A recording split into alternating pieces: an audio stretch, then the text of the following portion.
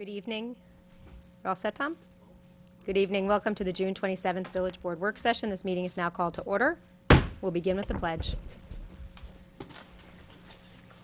I pledge allegiance to the flag of the United States of America and to the republic for which it stands, one nation, under God, indivisible, with liberty and justice for all. Something weird about the seating, right? Does it feel like we're top one? Yeah, Omar's usually right there. Yeah, I told you I was in the He wrong said seat. that. No, this is not, but that's the right seat. There's no reason to go down the line. It's all right. We'll bond today. Yes. I just feel that it's different. Trustee Herrera? Present. Trustee Levin? Present. Trustee Codman? Present. Trustee Bazemore? Present. And Mayor Garrity. Present. Are there any announcements? Oh, we'll actually begin with announcements now. Great. Deputy Mayor Codman, would you like to start us off with things people should have on their calendar? Sure. Yeah, so we're still doing the Organ Groove, and we're going to be doing one tomorrow evening. We will be taking a couple of weeks off, and then the last 2 Thursdays of July, we'll be picking it back up, and we're going to try and do some Thursdays throughout the summer.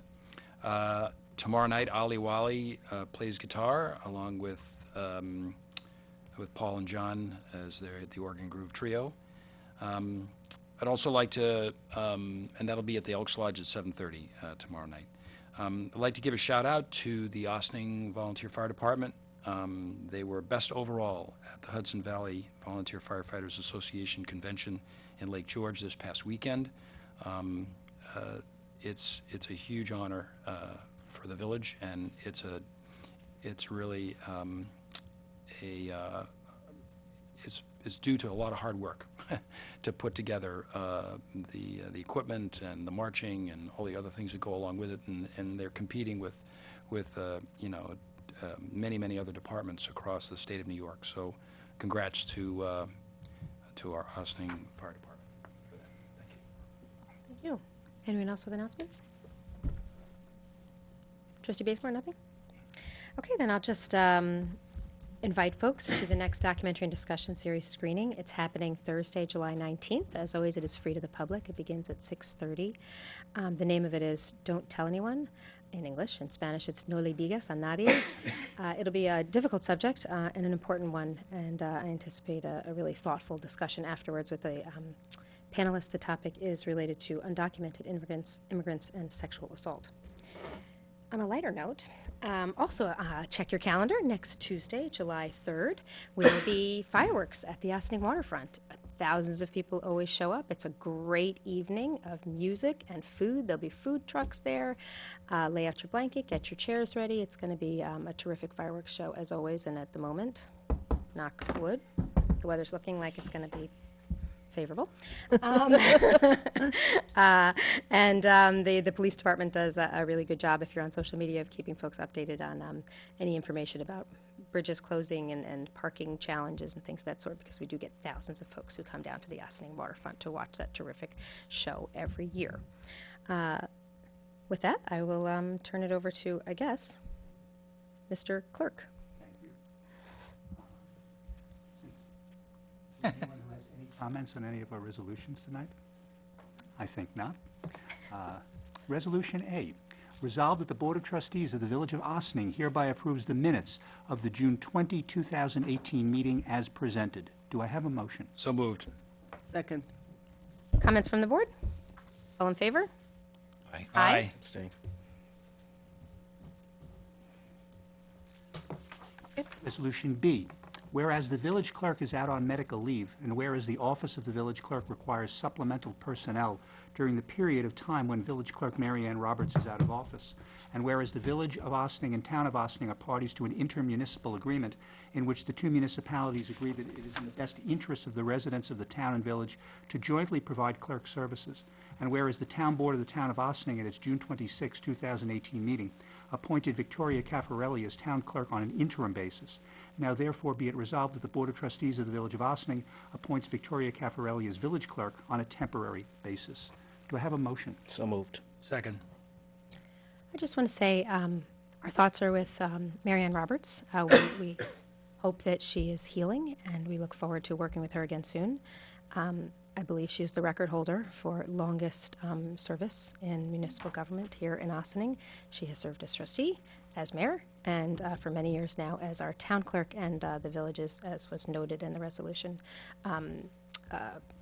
shares the clerk position. So we are pleased also that Victoria Caffarelli is able to step in. I think we've all had a chance to work with her in the last year or two as she's been with town government, and she's done some really terrific work for the town. And so it was nice to hear that she's being offered this position on an interim basis and have a familiar person in our community. She is an Ossining local, and I'm look forward to having the opportunity to work with Victoria in this position, even though it's difficult to talk about Victoria in the third person. It's not that common of a name. Looking forward to seeing her in that position as we await Mary Ann's return. Sir Clerk. Aye. Opposed? Resolution C, resolved that the Board of Trustees of the Village of Ossining hereby approves the voucher detail report dated June 27, 2018, in the amount of $95,290.42. Do I have a motion? So moved. Second? Comments on the board? Could you do me a favor for the village management? We used to sign a lot of the vouchers and look at, and I just wasn't able to reach Tom, so can we follow up about how we're doing the vouchers? Okay. I mean, I get the same time that everybody else did. Since it's a work session, if I could ask you, I mean, I just don't get it. The voucher detail. Not the voucher detail, how it's done, but you know what, I'll just continue this another time. Okay. All those in Aye. Aye. We have a motion to adjourn the special session and to go into work session. So moved. Second. All in favor? Aye. Aye. I hope it's okay that I opened saying it was a work session and was actually a legislative session. Oh, yeah. Let's not. I just, I wasn't thinking about the agenda when we welcomed everyone for the evening. Okay. Debbie. All right. Well, first on our agenda is an application by Sprint Spectrum for a permit for telecommunications facility. We do have representatives from Sprint that are here to talk about their project. All of you received a copy of their plan on where they expect to put their facilities and a draft of the lease agreement. So not sure exactly what questions you might have first. Or would you like to meet the Sprint folks? You tell me. Please. Well, I mean, just for the public's education, maybe we could talk a little bit about, you know, what we're talking about here, or at least share with them what, you know, where these things are located, how it's different than what's happened before, you know, I mean. Okay, sure. Just, you know, kind of an overview of where we've been and where we're going. Okay. So we have an old water tower up on Browning Street. Is that correct? Yep. And there are wireless communication systems that are up there. So there's AT&T, there's Verizon, a few others up there. So Sprint has asked if they could also occupy that space. This is something where we lease our space to these providers, and then we draw income from that. I'm not really sure about the history of it, but I can tell you that it's quite full, and this will not be really seen as an additional because of the way they're going to install it on the tower itself. But it would be some additional revenue for us as a village based on the lease agreement, and provide another service for our residents and those that are traveling through our community for wireless communications, and based on the provider that they have chosen.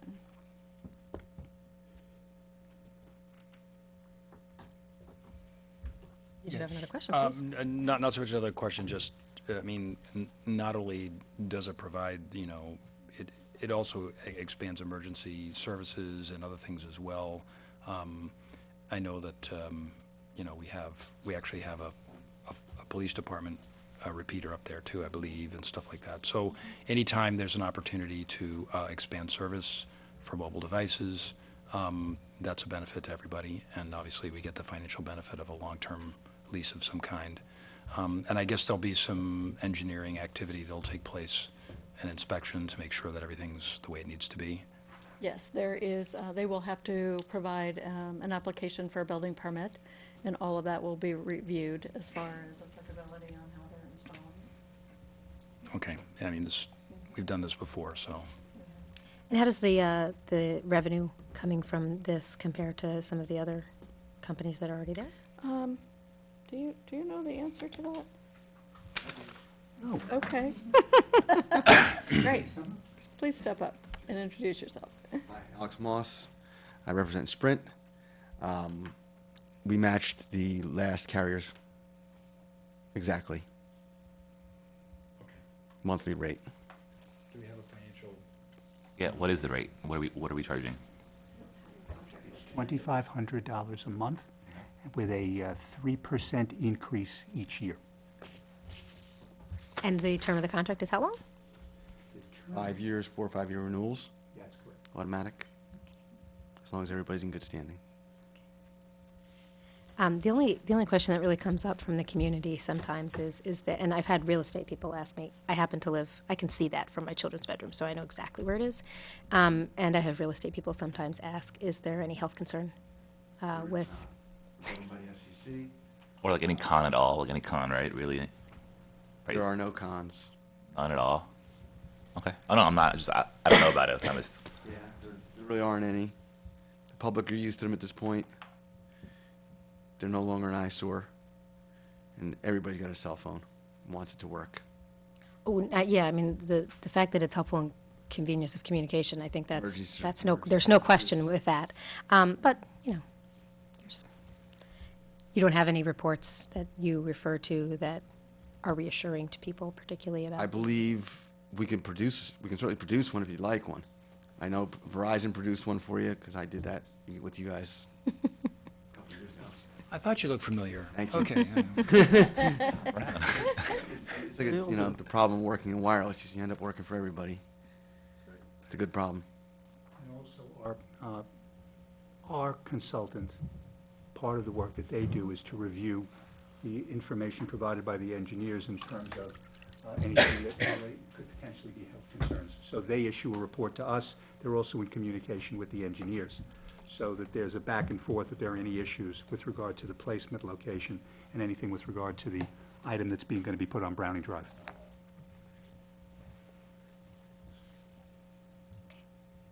I don't have any objection. What will be the next step? What we have to do, the next step would be we have to schedule a public hearing in accord with the code, because it's a special use permit. So we have to do that. I'll be in touch so that we can, in terms of a notification, because the notification here is a wider swath than it is with most of, I think it's 1,500 feet. Okay. We have to notify neighbors, and we can get you all that. And we'll get it on for public hearing. And then after that, the board would make a determination and the issuance of that, of the special use permit. In the meantime, you'll have to go through the building process anyway, in terms of the building permit, file with that. We get our consultant involved with that, so that they can start the process, and we can basically get everything merged at the end. Sounds a lot more complicated. The lease comes with all this stuff. Yep, and I have your side agreement here, so, I'll review that, because I'll be able to discuss that with the board. It appears to be the standard lease agreement, and we can go into that in some other detail, and, so then we can get the approval to, have the village manager sign off. And how's the pricing determined? It's just who determines the pricing and who negotiated it?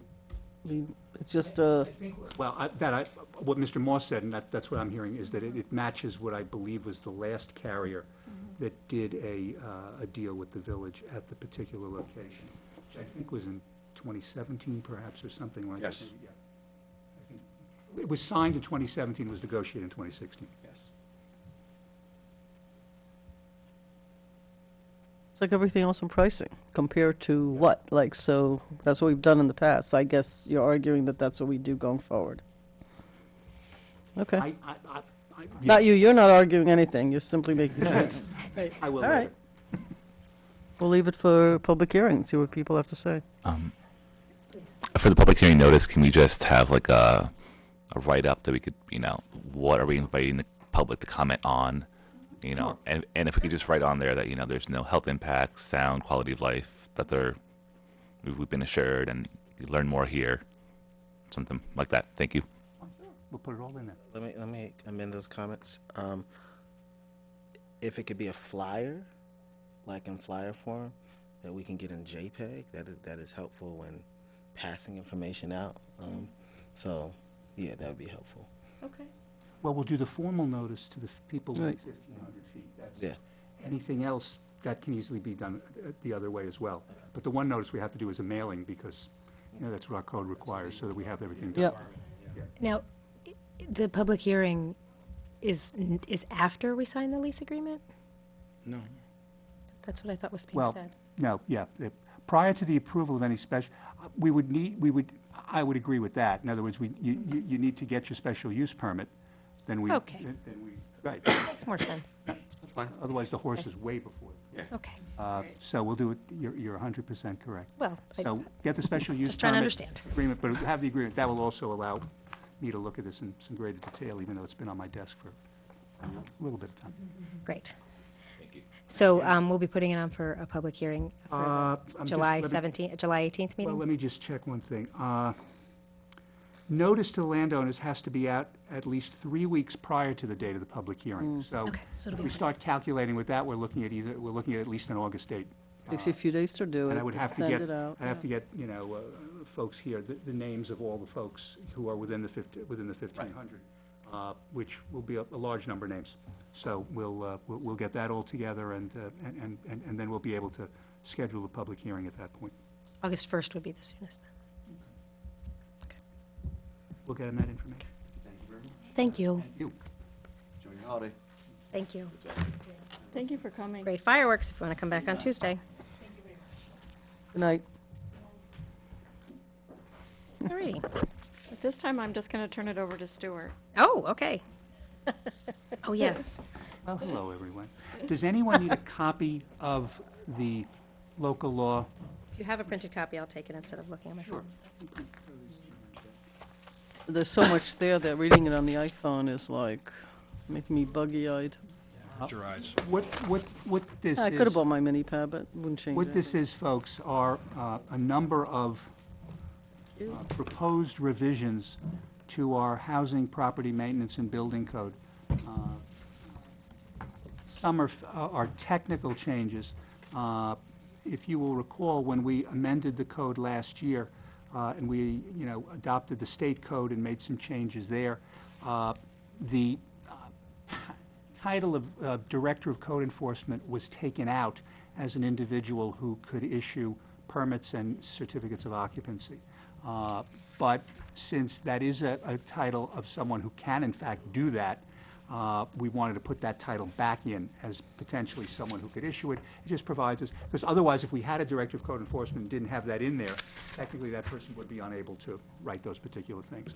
But what I wanted to do is sort of go in order, and this is based upon some of the discussions that we had at prior meetings, I think the May 23rd meeting, if I recall correctly. And what this would be a number of additional articles to Chapter 162. The first is something we had talked about before, which deals with commercial businesses. And the view that I have received from the building department and I've discussed with the manager is that we do not know currently, we don't have really a list or registry of our commercial enterprises here, particularly ones that are coming in. And what this would do is, and this is modeled on some ordinances that occur, that are primarily upstate, although I also found one out in the town of Southampton in Suffolk County, is that if someone is going to be, if there's going to be a change in a commercial space, be it lease, purchase, or anything like that, you have to get what is identified here, and we can, the nomenclature can change, something called a commercial occupant permit. And essentially what would happen is that individual or the person coming in would have to be able to indicate to the building department what they want to do at that particular location. what is their intended business at that location. The building department can then indicate that you are not zoned for that. You may have to go to the zoning board if you want to get a variance. They may indicate that you're going to need certain permits, depending what particular work is going to be known. But at least this way, the building department would have at its hand a ready list of what these new businesses are that are coming, into various spaces here.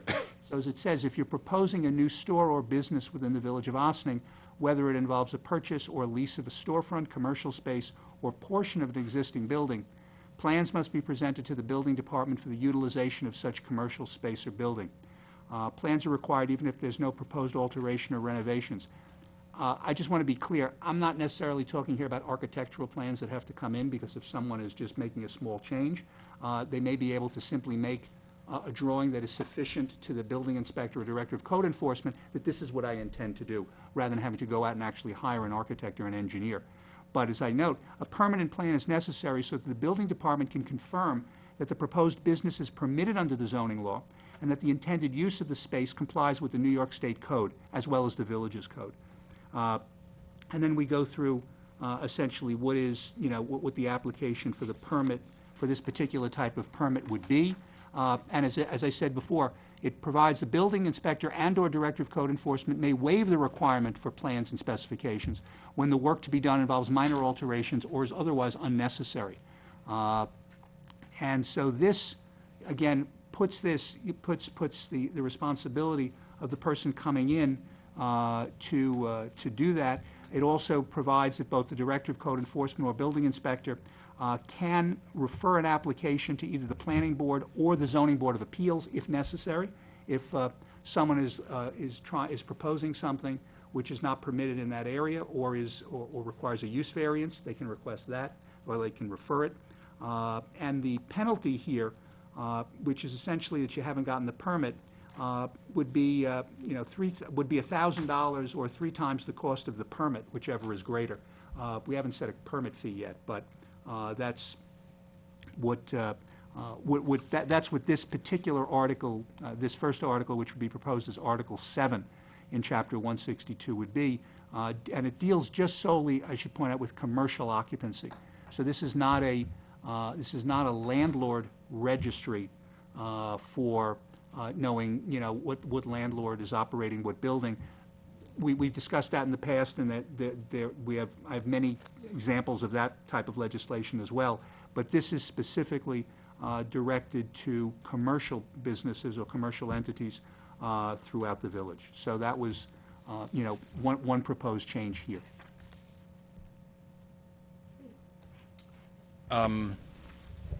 Thank you for this, Stuart. It's really good work. I wanted to just say that I think that I like the fact that that both the owner of the building and the person that's leasing the space are kind of have to sign off on this.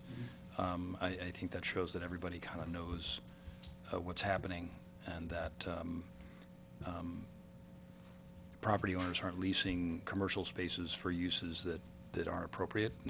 They could be promising that they could do a business there and lock them into a lease, and then they find out they can't even do it. So I think that's going to be important. I think if we move forward with this, it would be very important that we communicate with all the commercial property owners in the village, kind of the teaching, educational moment to help everybody understand what the rules are. I would also say that, obviously there's the penalty for, not obtaining the commercial occupant permit. If there is a violation, what is the recourse of the building department? If they do, obviously there's the fine, but would they shut the business down? I mean, what would be, Well, if the building has a certificate of occupancy, and this is actually something we'll get into a little later in some of the other changes. If the building has a certificate of occupancy for a particular use, and something new is proposed, let's say, then that building should not be occupied, and therefore it should be placarded and closed until the individual has gotten the appropriate permit. So in a case like this, if you had, let's say, a fast food restaurant and someone wanted to come in and make it a salon, which would require certain type of electrical work, but they didn't do that particular work and they simply changed it over, didn't come for us for a permit, that would be a situation where that building, if the code enforcement officer observed that, there should be a placard put on that building, because they do not have the appropriate permits to operate, not to operate the business. They don't have the appropriate permits to show that the electrical is proper, that the plumbing may be proper, that all those things are not in order. What the building department is currently doing where this happens, and we used to see it a lot more, is now, if someone seeks a building permit after they've done the work, which often happens when we have court cases, the fee is now $1,000, or, as I have here, 3 times the cost of the permit. Some of our electrical permits may only cost $65 or $70, so the person is essentially paying $1,000 for what otherwise would have been a $70 permit. I think in this circumstance, that if it was a building that the C of O was for a particular use, and the person's operating it for some reason outside that use, that building should be, that business should not be operating, and the business should be closed by the building department until that. Now, that's distinguished from let's call it an illegal business at the location, which becomes more a penal situation involving the police. But even in those circumstances, if there was work done in the location which is not pursuant to a permit or inconsistent with the zone, that's a ground for potentially shutting the place down as well. So those could be placarded buildings. Thank you. Other questions? Thank you, Stuart. This is like right on point, and really, takes a lot into account as to all our conversations that we've had. I just have a couple of questions in just areas. So the purpose of this is to know who's operating the business and to make sure that it follows code and is legal, and it's really for quality of life and safety for everyone.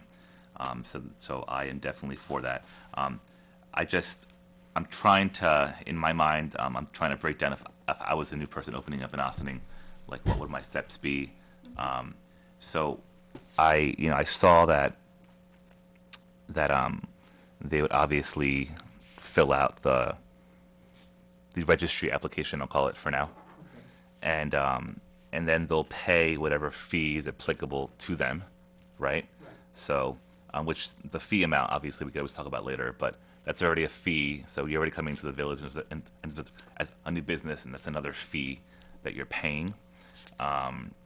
Then you have to give 2 sets of plans, right? So most people, unless you're the owner of the space, you're leasing the space or you're renting the space or whatever arrangement you have, now you have to find a way to get or pay for copies, 2 plans of copies, right? So that's another expense. Then, if you go to number 3, the building inspector and director of code enforcement may waive the requirement of plans and specifications when the work to be done involves minor alterations or otherwise unnecessary. So, look, if I open up a business that doesn't need for me to change anything, just move in ready. I'm a pop-up shop for 6 months. I'm bringing in chocolates. I have my health department permit, and you guys come in. So is that when you would make a determination, or our department will make a determination as to when to waive the plans, or do we work with the owner? Before you answer that question, how are you defining plans? Like, it's sort of vague in this legislation. I think it was kept that way because there will be some circumstances where, for example, some of the shops in Arcadia, and if that was a full build-out, you'd want a full set of plans. You need to know that. Under Trustee Herrera's suggestion, let's say someone all the shelving is already in there, and they intend to do nothing else but just sell there for 6 months. I would think in that circumstance, probably all they would need to do would be to fill out the application. And it would ultimately be up to the Directive Code Enforcement or Building Inspector to say, I've read this is fine, I don't need anything else from you, and they'll just sign off and say they don't. I'm not, you know, the last thing I want to have do is, if it's a small business, someone go out and get architectural plans. And in terms of copies, just to point out, we've actually cut that down because, you know, the planning board, you know, used to require 12 copies. So we've reduced that substantially, and a lot of it is now done electronically.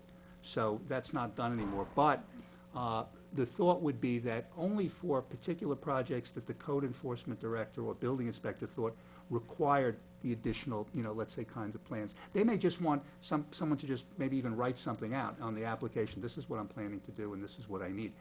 If the person were to say, however, that they're going to need to put in some new outlets or something like that, they're going to at least have to show where those outlets may be. I would, you know, because they're going to have to get their own separate electrical certification, which we require anyway, because we don't, our code enforcement folks don't inspect the electrical. Our building inspector doesn't. They have separate electrical inspectors. But, I mean, that can certainly be clarified as to terms of plans, but I didn't want it to come across that they had to have architectural plans. So I wanted to basically give the code enforcement director and the building inspector the ability to say, you don't need it. Or, in this case, you know what, you need a full set of plans. All I need from you is just, you can do a rough schematic, and that's okay. So let them make that decision. I guess my comment is if we choose to be vague here, then my question for Debbie is are you setting guidelines? Like, is there some way for the public to know that once this piece of legislation goes in, that if it's as simple as Trustee Herrera's analogy, that people can know, like, I clearly don't have to have a plan for this because it's pretty simple. Like, you know, when you give people the ability or discretion, you know, someone needs some type of guidelines of when to use discretion. So I guess that's my question. If it can't be answered here, what is the building department? How does the building department see how discretion will be used and not used? Okay, so that's a great question. And one of our plans is, you know, we've started to put together the brochures on when you need a permit, when you need, that's going to be one of the things that we put together. Because the requirement for sealed drawings is actually part of the National Building Code, which is what we are charged with implementing. And as Mr. Kahan said, that's for major projects and bigger projects, and that's really outlined there. And we're going to lay that out in the brochure, because if you agree to enact this legislation, then when someone comes in, we want to then give them the brochure that says, here's what you're going to need based on, you know, what you think your project is. And I think part of our, you know, Welcomemat process is really to sit with somebody that comes in and says, let me walk you through the process, and have a little bit of FaceTime with them so that, you know, we can talk through their project and say, this is when you need a small amount, you know, or you need a permit for a few things, but you don't need to, you know, go to extravagance. And I think that's really part of the change we want to make from a customer service perspective. So this helps get them into the door so that we can have that conversation with them, and that also helps us so that we can guide them through it, and we don't have these adversarial relationships where somebody just opens a business and then all of a sudden we find out there's a whole bunch of things wrong, because that's not how we want to do business in the future. So I'm hope that answers your question. Yeah, my final comment is the more that we lay out, like, exactly what we're looking for, I'll be comfortable with that, because I think when you're very vague, you run the risk of you know, just people just doing willy-nilly. Like I understand we're gonna have like a brochure, but you know, this is like a piece of legislation, so brochures will change, you know, 5-10 years from now, and someone can say, well, this brochure didn't say this, and typically how code enforcement works is, well, according to, you know, law number 4-2018, this says that I can do this. So the more that we can So if I could respond to that, I think that legislation from a broad perspective should be vague so that it allows us to respond appropriately to the current demands of the community and the current, the way things are happening there. The more you put in, then it becomes much more difficult to change and to modify behaviors based on what you're seeing, because you have to go back and do a public hearing, and you have to go through the whole legislative process again. So I would just offer that. But I think that once we establish our rules and our processes, that is something that the board should review to make sure that you're comfortable with that. And I do think that providing consistency, the more people we hire to help us, we're going to need to train all of them to be consistent. Because again, I don't want one person going out and saying one thing and then someone else going out and saying something else. So that's an internal process that we want to change. Stuart, so I just want to jump back to why we're doing this in the first place, right? So what I think this is a little bit of a reaction to, it's not preemptive, it's actually a reaction to businesses coming in. We have a lot of small businesses and going about and, the massage parlors, all of that stuff is what started this conversation, because we realized that since we don't ask for any information, you can come in, if there's some shelves and chairs and whatever, a back room and a toilet, people move in, open, and we don't know who, what, where, and when. I mean, just sort of encapsulating why we're sitting here even having this conversation. And that led to another conversation that said, geez, we don't even know who people are in these businesses, P.O. boxes versus real ownership, and we're not happy with that. We should know who's in the village, what their business is, and register them. It then went to, I think, the conversation that I had requested, that it's also the owner of the building, because all the conversation went on the business rather than on also the owner, who sits back and says, hey, didn't know, right? So that's the third piece.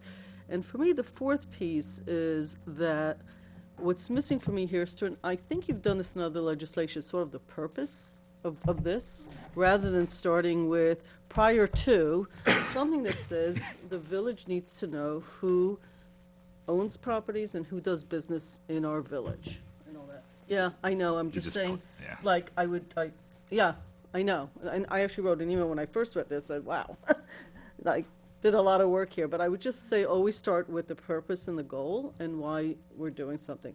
The fees, look, we could sit here all day. Do I even think we should charge fees for the permit? I don't know, We charge fees for permits all the time. Do you do one fee for the whole shebang, regardless of the size of the building, or you charge the owner of the building rather than the leasee? I guess we could talk about that. I mean, I think that's detail, because I think what Omar's saying is, geez, it's so hard to open a small business to begin with. They got to buy signs, they got to get employees, they got to do, they've got a really long list before they even get to permits and this and that.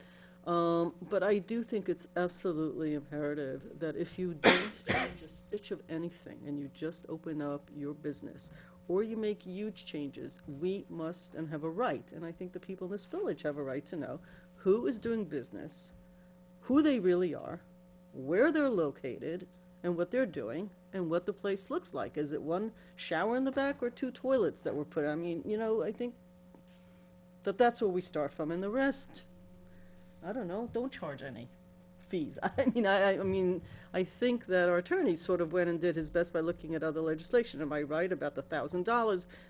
These are numbers that you felt, you've done research. 1,000 is actually what we do. Okay, Now, so if someone so doesn't that's have the what we're- permit, we now Okay. charge, we now impose $1,000.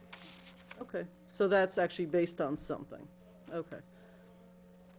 So that I think we could also, so that's like another level of discussion, is the dollars. Yeah. But the bigger picture is, listen, if we're up to me, I'd have them take pictures of the place, because, my thing about pictures, because we just had that conversation last night at the planning board. But I really think that this is great, personally. I think it ties both the owner, and I do think that we did not think a lot about pop-up stores. That I don't think we Right. did. That is a different type of a store. Around Christmas time, there's a lot of pop-ups, springtime. I'm not sure that we even discussed it, to be honest. it might be worth discussing. Are they different than a regular place? I don't know. What's the definition? Is it less than 6 months makes it a pop-up? Like, yeah, I mean, it's like a different category. I just think it was left out. I'm not sure how it even, Yeah, I don't know how it falls it's into it. it's what I chose when it was just no, but top I of my think it's head, but it's a good point. I think you made a good point. We might want to add like another something to say pop-ups or anything that's less than 5 months. I don't know. And I know in the city, all over the country they're happening, so maybe there's a definition. I don't know. But something to think about. Mayor Codman. Thank you. Yeah, so what I was going to say was sort of in support of the manager's thought about making things a little more broad on the front end, in that with the execution, there's the law that we're legislating, but then there's the policies and procedures that execute the law itself. And I agree with Trustee Bazemore that we kind of need to get our arms around it to kind of understand what that is. So to the extent that we could get a view into the policy that drives the legislation that we're passing, I think that's going to create the comfort level that we need, that there are parameters and there are certain scenarios and certain expectations that people would have based on the different scenarios that they're coming to the building department with. So, thank you. Oh, yes. I just wanted to finish because I just wanted. So if I was a business, right, I already have to. I want to comply, right? Obviously, I'm opening up in the village. But I want a professional and reputable, legitimate business, right? So, a restaurant, right? We want restaurants, right? So now you have to. The ideal Austin restaurant that we want, right? You got to apply for the sign permit, then you got to apply for the sidewalk cabaret permit, then you got to apply for the. So you're already giving the village like 8 different checks before even getting in the door, and you're getting kind of reviewed, which is part of the process of opening up a business anywhere. So I'm not against that, but I do want to make it clear that this board is not trying to make it onerous on new businesses. We're just trying to make it a place where how we operate. Is a way that is right and fair and transparent for everyone. I did have a question about, so let's say I use a storefront or a commercial building or whatever the building is zoned for as an office space or as a nonprofit space. Do they register under this too? So we would need to do a whole education. It doesn't matter if you're a nonprofit or a church or this, you're not exempt.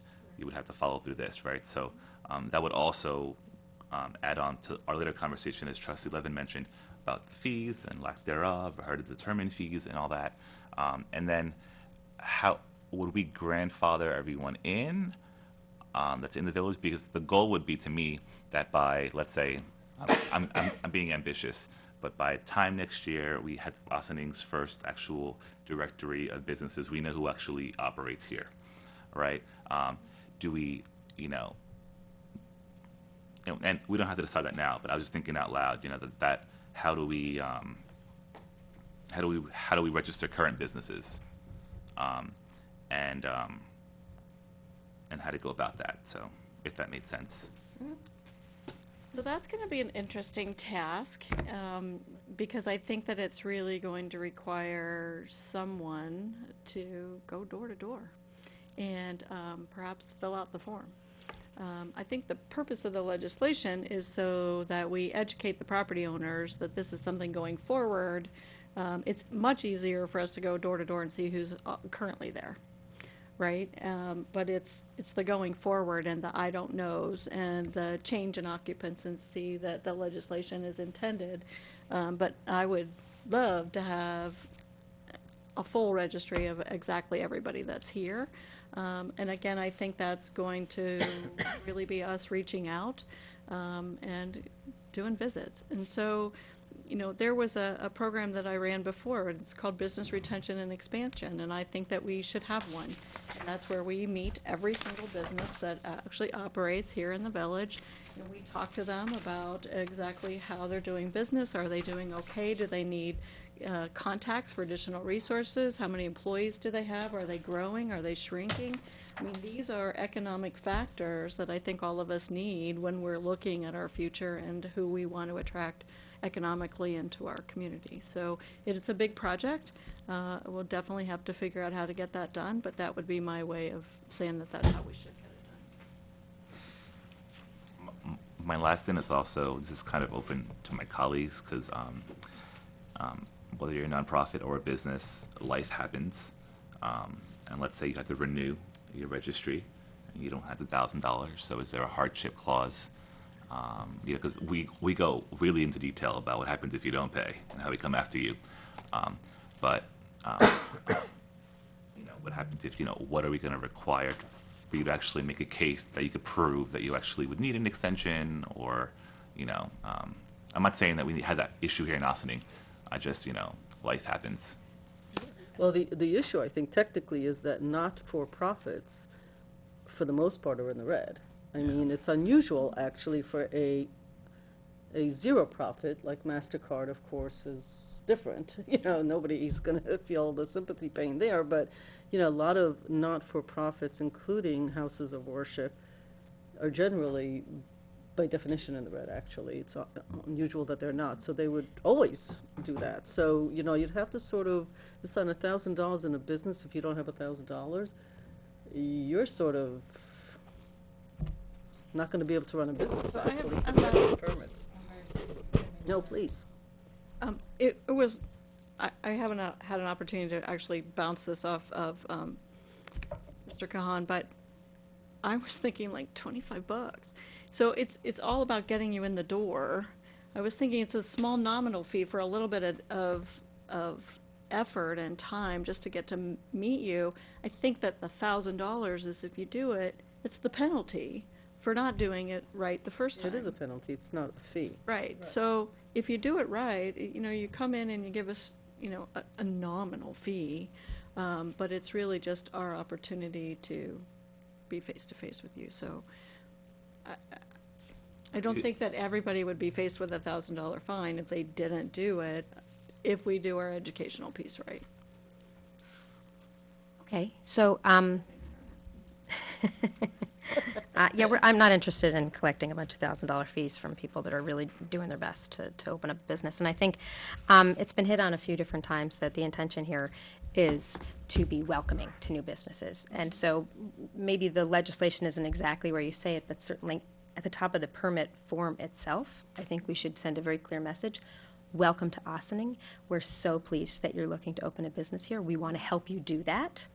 And I think that has to be the message again and again with all of our communications on this. And it should really be in the application, very clearly stated that's, and I don't know if what we're calling it is the right name for it, if there's a more friendly, welcoming way to identify it, which I liked what Trustee Levin said about opening up with the purpose. The purpose of this legislation is to ensure that the village and the new businesses are communicating clearly with each other and ensuring that the business is provided with all the information they need to be able to open up in compliance with all of the local and state regulations.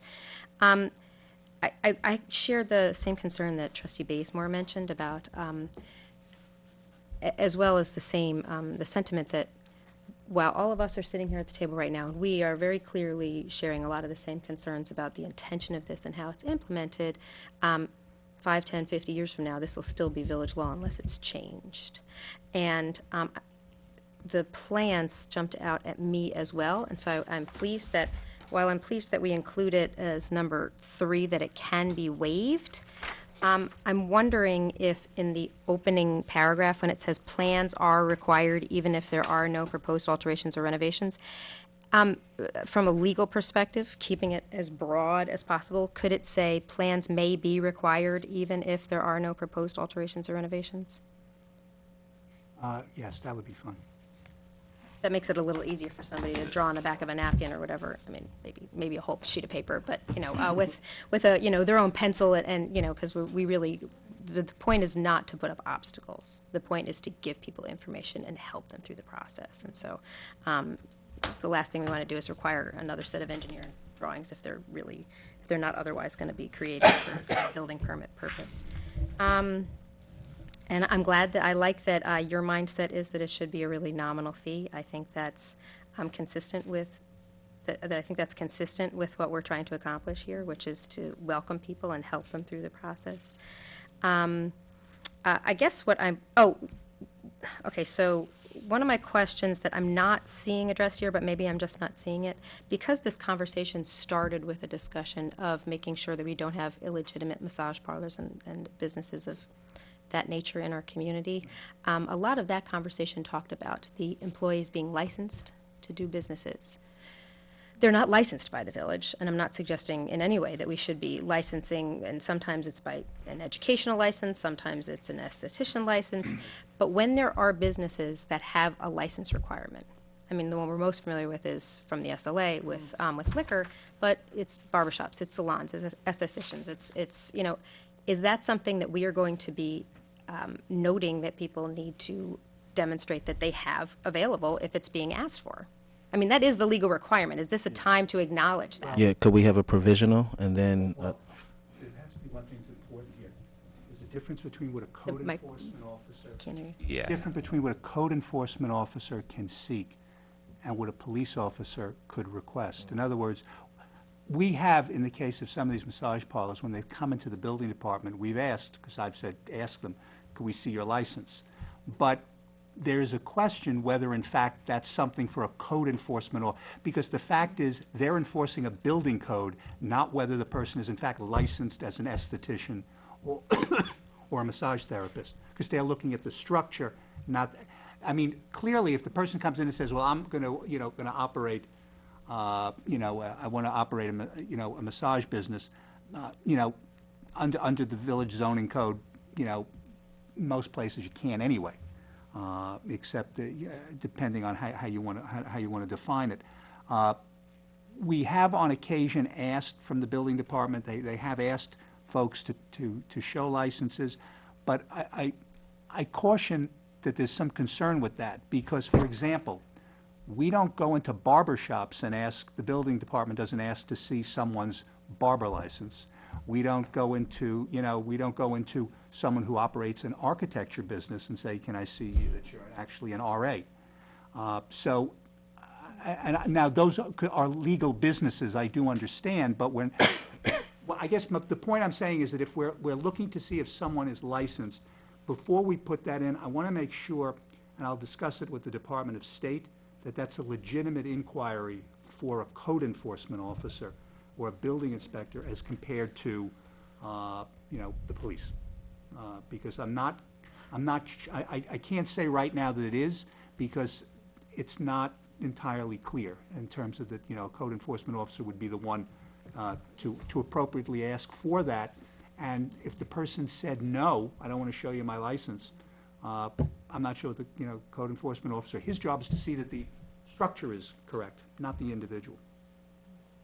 But the village is bigger than code enforcement. We want to make sure that businesses in the village are operating legitimately and are providing the services they say they're going to, because it could actually be a health and safety hazard, never mind a law enforcement question. Well, right, but again, your code enforcement officers operate within a very small box, which is the uniform code and the uniform energy code and the village code. So I'll give you an example. If mold is found in a building, our code enforcement officers don't write up mold because they don't have the ability to test for mold. They have to get the state to get involved. So there's certain things that they cannot do. And I do understand the health and safety concerns, but I don't want to, I will check if I don't want to put something in that they have to do, that they may be asked to do, when in fact they may not be either permitted to do it, or it may be simply that it can be refused by the requester. So then, does it become something that perhaps operationally is included in the actual permit? Because that's not code enforcement code, but it's part of the village process, and welcoming somebody to do business in the community, we want to make sure that they have all of their certifications are up to date to be able to operate as intended. Whether we are taking photocopies of it or not, that is there some place where we can acknowledge it and people, they're going to sign off saying, yes, I do? Well, I think that if in your application process, you ask the person says, I want to operate I want to do facial massage. Okay. So do you have an esthetician license, issued by the State Education Department? Or actually, it's the Department of State Education Department, that's the massage licenses. I would think at that stage you could be, as long as it's not, that's not the determining factor for why you're not giving them a CO. Because a CO is implying that your building is safe, not this particular, but that's but then that could also then become a police issue. Because then if the person is trying to open a business, claiming they have a license when they don't, Right. then, you basically, go to the police because they can report that on their own. So that's not something that, you're going to double check, but it may not be appropriate to include in this local law 4, which is specifically referencing code enforcement, but it might be something that we include in the actual permit itself that people will be signing off on. Yes, I have all the necessary certifications to perform the businesses that I am acknowledging that I'm opening here in Austining. Correct. I mean, I can tell you that a lot of the laws relating to massage parlors, including the Greenberg one that is currently in court, they did have provisions requiring that, licenses be provided. I think one of the problems was they were only asking for licenses in that one particular type of business, Right, which is not, I think that got them into trouble. I understand that's Yeah, where you're not going. yeah, no, Well, but the corollary of that is that you can then be held liable for everybody else. So we have a lot of doctors and dentists. We have pharmacists at CBS. We expect CBS to look at them, but are we requiring CBS now to show us the licenses for are you becoming responsible for then checking on everybody's licenses and what they're doing? I'm for a living? actually saying the opposite of that. Okay. What I'm saying is, we simply say, check here, acknowledging that you are responsible for having all of your certifications, Mr. Business Owner. Okay. We trust that you know how to do your You run a business. medical office, you check that all your people are. It's on you. Right. It's their Okay, responsibility, I and they're misunderstood. signing off saying, yep, I take responsibility for that. I see. Just to add to Trustee Levin's point, I was actually going to ask that too, because I echo your concerns. I do want to find a legal way that we could just know that we know that what you're doing is legitimate and licensed if need be. My only concern is, so for example, the Department of State. I used to work there, so I know hearing aid dispensers require a license from them. I mean, things that you would never even expect. Yeah. So you- Require. And with that being said, if we find a legal and appropriate way to ask it on the applications, which it sounds like we're all for, which is great, is that saying that we're going to then, if need be, along with the licensing entities and the appropriate village department, enforce or validate? That's only my issue. We would have no authority to do that. Right. Right now, I'm not saying we should, by the way. All we I'm can just- do is, in the event that it's a license, if someone is a massage therapist, it's a license through the State Education Department. They have their own policies and procedures. It wouldn't be for the village to do that. They could, if they thought there was a problem, someone could report it to the Education Department, and they could take it up on their own. Same with the Department of State if it was an esthetician's license. But you're right, we don't become the license police. Cool. So then, but we could say that you lied in your application, that you were licensed, which is essentially the goal, that when you registered with us, And that's you what were you not said. honest. Okay, cool. Just to strengthen a case against Yeah. somebody who wants to perform disreputable businesses in Austining. Okay. All right. Then, Next, Yeah. folks, starting on page 2, is section 2. all the way to page 2. Wow. This is, Moving right along. This is the vacant building registry. This is in large part based upon the vacant building registry that exists in the city of Yonkers. And this one does have a purpose in its opening paragraph. And this will apply to both commercial and residential structures.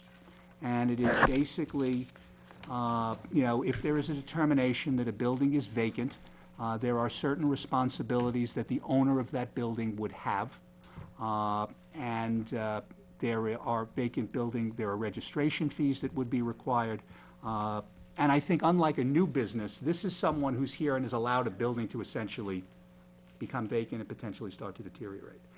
And later on in this proposed local law, there's also an article that will be in here as to what that owner in fact has to do to maintain that building. You know, they have to keep it secured, they have to deal with the broken glass and all things like that. But what this does is, this vacant building registry, essentially, the building department would, you know, be most likely the entity that would maintain the registry as to what the buildings are, you know, acknowledged to be vacant. And, you know, the individuals, you know, they can be identified in a variety of different ways. And, you know, owners would be responsible to submit what's called a vacant building plan, so that they're going to tell that it's either going to be demolished, there's a plan to secure it, or that they have some means of rehabilitation. And with the rehabilitation, they have to put up a performance guarantee, so that there's going to be some money that's going to back it up that they're actually doing something with regard to this. The Yonkers, and I've taken the fees that Yonkers uses and put it into here. That's obviously something that we can always discuss. They have fees that are either residential or commercial, and the years, and they go up depending on how many years. Yonkers has had a significant problem, greater than here, with vacant buildings that have been vacant for years and years and years. So that has, so that fee. Now, one of the problems, of course, is that if you have a vacant building, a lot of times you have an owner who is essentially gone as well. Not always, because we have, you know, you'd be surprised, we have a number of vacant buildings where the taxes are being paid. So there is someone who's paying those taxes. So that means there's someone behind the place. So I'm not necessarily talking, you know, tax foreclosure type of buildings. But, you know, there's a penalty provision here if the fee is not paid, you know, within a particular period of time. There are means to be exempted from the registry and the fees if your building has sustained severe fire damage or other particular issues. There's a reporting requirement, and then there would be reports that would be provided to the village manager by the building department with regard to inspections of these particular, you know, vacant premises. There's also an appeals process in here. What would a statute be without an appeals process? And this provides, basically, if someone has an issue that their building was considered to be vacant, they can appeal it to, well, what's identified here is the Vacant Buildings Review Board, and it just consists of three individuals, three village employees.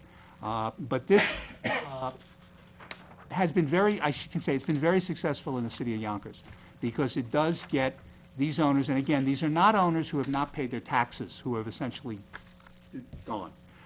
These are owners who continue to pay their taxes, but the buildings are vacant and the buildings are severely deteriorated. So it puts the onus on these owners to register these properties and you know, provide information to the village, and also pay a fee to the village on an annual basis.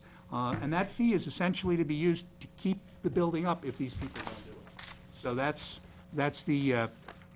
the vacant building registry, and again, that is for both commercial and for residential structures would be proposed in the village.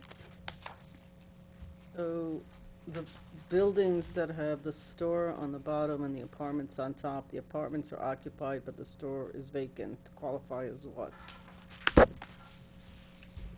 Good question. If a vacant which in whole or in part is the definition. I saw, but That would mean that part of the building, they would have to, they most likely, I would think that if you have a building that's occupied upstairs and not occupied, and basically, and empty downstairs, I'm looking at the definition. I can't, I don't want to jump, because I think you have to think a little bit, because you could argue the downstairs, the business could be occupied. It has 3 apartments, one is sitting empty for years, so that's technically vacant, so, you know. But that's not a building, though. An apartment would not be Yeah, a building. that's true. We have a few properties where I that understand. scenario exists, which has understand. been Okay. discussed for many years now by many people. Yeah, I was assuming, actually, that the scenario you're talking about was provided for in this building, which in whole or in part is unoccupied, in whole or in part. To me, that is, Part of the building. So if that's not the case, I guess, what is this referring to then? What does the whole or in part mean then? Well, unsecured is a building or portion which is open, accessible, or an attractive nuisance. So that could be, conceivably then, part of the building could be determined to be vacant, and that person would be required to pay a fee if it's considered to be vacant. Not just, empty for, that it's between rentals, but if it's actually, it could be deemed to be vacant, and they would be required to, pay their fee. Can we specify that? So in and I just- all. yeah. Oh, yeah. I Like, what does in and all mean, right? Like, He's working on it. but I think, yeah, my general question that I had, because I know that our building department's always busy and they get a lot of traffic, especially at their desk. But this may just be how building departments work. It may just be my lack of understanding of this particular area. But is there a reason why we require plans that we already have? I don't know what you mean. So, like, if you're going for whatever permit that has to do with the building department, and they want to ask you for a set of plans for your building, don't we already have that when we issue the CO for it? And Well, what you may have would be the initial plans. You don't necessarily have the as-built plans. We don't always have as-built plans. okay, So what you may be asked for, if you're being asked for something now, you'd be asked for something as to what the condition is now. because, and I don't mean to, because that's kind of making the assumptions that most alterations that have been done have not been made known to the building department. So we're kind of checking to see that it kind of it's kind of a different inspection part of the process, right? And I'm not pointing fingers. I'm just I just want to understand this because like if they're already paying a fee, right? We could take the time to find it for them and then compare plans, or I'm really trying to and I'm trying to be effective and use two hats as the applicant and as the village. That's all. Okay, so let me respond to that. Originally, you would come in with a set of plans for a building. Now, that gets approved. When they get on site, they run into all kinds of conditions, and things have to change. So the modifications then become supplement. But at the end of the day, we need, as Stuart said, as-builts, so that we know exactly what that building and how that building was built. I think, Don't we have that? Because No. that would be the original. no, because the original would be modified. So let's say they ran into some sort of a foundation issue, a ledge that they couldn't get through, so they ended up modifying that. There are a lot of times where the building department can approve the modification that they want, but it's not is reflected appropriately on the plan that was originally approved. So the plan's been modified. But didn't we approve the modification? How did we approve the modification? Because when the inspector goes out to do their inspections, that is when the communication comes back to him that they've run into a problem. Or they'll call him on the phone and say, I've run into a problem with the way I'm building my building and I can't do it the way I originally intended to do it. Or maybe a change in what they wanted to do and how they wanted it to be divided is changed. And so the building inspector has the ability to approve the changes, but with the requirement that the final as-bills will be provided to them because of the significance of the change. It's rare. It's rare, but Yeah. it could happen for that reason. And I've been on a lot of projects where they run into issues with building their foundation walls, or their walls don't, something happens. And here, I could see where that could be a problem because of the ledge and the rock that you have underneath. It's just that actually made sense. Thank you for clarifying that. So, can you clarify? Can you explain section 10? Is this Section 10? 10, hang on. Just trying to see. Where's section 10? It's towards the end. the prosecution for illegal residential and occupancies. That, I haven't gotten up. Okay. Oh, in order. Okay. That's the presumption. Okay. Different law. I'll get you there. Hurry us No, along. I thought we were there. I thought we. I did. Anybody else have questions and comments about vacant buildings, Fred? Yes, Oh, sorry. please, go right ahead. How does this go? And please let me know if this is not applicable to this, because I'll just table this thought. How does this go into the discussion of a vacant property tax? Are you saying that the fee is a tax, or? No, how does this there's obviously been discussion and conversation and just, among residents for years, how do we, should there be a tax on properties that are purposely being maintained as vacant, or the determination, a couple of cities and communities have, I don't know if to call it a fee or a fine, but is that applicable to this, or is it completely separate? So they're just vacant, but they're not abandoned. Correct.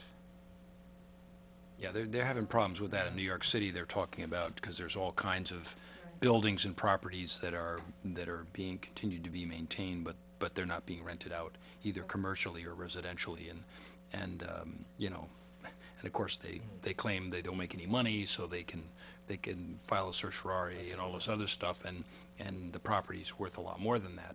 So I think that's really a separate. separate, okay. I think that's Separate really a thing, separate yes. conversation.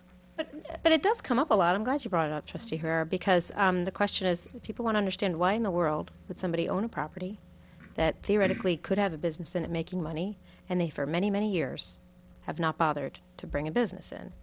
The assumption is that those folks don't pay taxes for that property because it doesn't have a business in it, and I believe that is inaccurate, although I'm not well-versed enough to be able to provide a really intelligent answer to that question. Are their taxes lower? Or if you own a space that was a deli 10 years ago and there hasn't been a deli in there in 10 years, are you paying, usually, my understanding is usually your tax for commercial space is based on what the amount of that space could be garnering. So if a deli that is 1,000 square feet in the village of Ossining is expected to be able to be X amount of profit, then that is how your property taxes are determined for that business, that commercial business. Am I totally confused here? Is this in the realm of how things are taxed? And then if something's been empty for a long time, do their taxes go down because they have, in theory, maybe not been able to be profitable? So I think that's your explanation. I've heard from Fernando.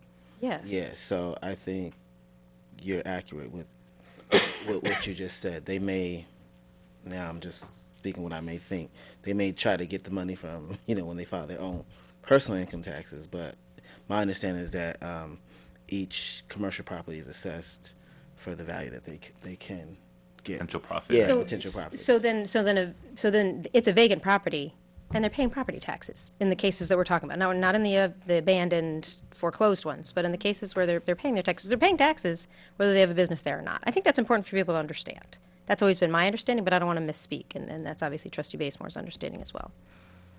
I can let you know that the list of tax delinquents from this past year were all residential. They were all residential, no commercial spaces. So they're all paying taxes, but the conversation, I think, on hand is whether they're paying $10 or $1.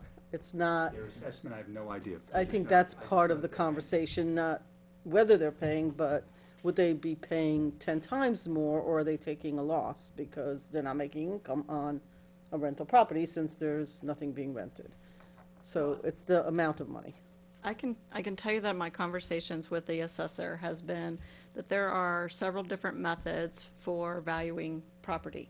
But for commercial properties, he uses the income method. So he requires them to send in how much money they're making and what their expenses are for him to determine the value of that property. So theoretically, if they have units that they're not renting, obviously they're not getting the income, and when they send in the income report to him, then it's going to be much less. Is that public?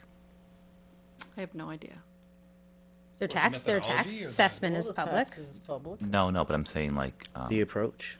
the determination of the analysis of profit and loss, because that's I'm essentially thinking that's what you would need to prove. You know, hey assessor, this is what I make, or what I don't know. That And information Yeah. is public because it's taxation. Yeah, Department of Somebody Taxation. would have to ask for it. It's not.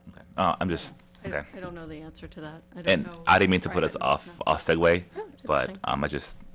I would like to at a later time just have a conversation about vacant. Well, Actually, double back in a little bit. When we do the actual commercial registration, it might just be helpful to kind of partner up with like the chamber, because they can possibly get the information out quicker. That's a great idea. Yeah, and then you Yeah. don't have to actually do like, not that there's anything wrong with you doing door to door, but if Yeah. you can get the information out there quicker.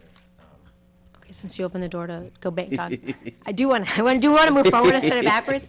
But one question that I was never clear on, if we'd made a determination with the new building registry, is, Debbie, when you were talking about it, sounded like you were talking about going forward.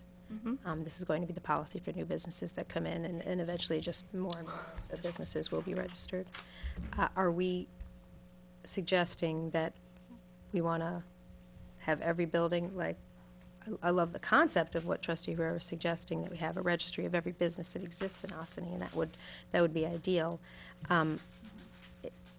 Is the first thing that we talked about here, the building registry, the new business registry, is that designed to get all of the existing businesses to go through that process as well?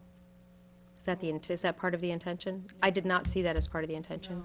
The intention is moving forward, Okay. but I still would like that information. So then would it make sense to implement the new application on January 1st? Therefore forcing everyone, I don't use the word forcing, but therefore, having the new application apply to everyone? You wouldn't, though, unless you made that. Or initial- could, this is only Well, for it would be a change. renewal, right? For new, There's not an annual No, renewal. it's not a no renewal. renewal. So we would basically not get what we need from the majority of the businesses that we have now. Existing. Without visiting. Okay. You could, in the Start budget somewhere, though. process, say, I won't, but you're gonna have to, I think what Debbie said before is, it's expensive and time-consuming. So we're back to, there's a plate, there's X number of initiatives. If you could do 10 initiatives a year, and I'm making up the number, it Yeah. could be any, but it's a finite number. You wanna take something off and put this on, given, what else has to be done? Sure. That's what I think was the point made about time-consuming. But certainly going forward, it's not time-consuming, because going forward, it becomes just a process. How many new businesses do we have a year in the village? Not a lot. A dozen, 2 dozen? so, The time-consuming Okay, part is so when we don't therefore- find them. Yeah. so I guess my question is can the new registration be tied to any permit, right? Any what? Like any kind of Annual permit, like or- any kind of annual permit or You mean like that you have to redo it every year? so no so if you know The current permit that we have now. the pizza, if Lucy's Pizza is up for their fire inspection, right, and we say, oh, you're up for your fire inspection, like to kind of get to the point where we actually have like an Austin registry, could we be like, hey, while you're at it, come fill out this this application. That's a great idea. Or finding ways to kind of like streamline, like so that you can kind of so that you can kind of get what you want. Absolutely. Which is informational, owner Yeah. name, address, blah, blah, so the Right. cabaret Contact. licenses Yeah. and all of those things, all the licenses, I guess. The existing applications that we have for either beverage or cabaret, sidewalk, internally, can't we just transfer that information over to the registry? Don't know if it's electronic. You don't have electronic. So we're looking that's at right, like so we're office. looking at a Paper, new paper. system that will actually put all of those type of registration, annual things automatic, so that it's real easy for the clerk at the, beginning of the year to print them out and send them out and stuff. But, I like the idea of utilizing other people when they're going Yep. places to get that information. That's great. Okay, we're good with the new building registry again? Because I still do have one question when it comes to the vacant and abandoned. Stuart,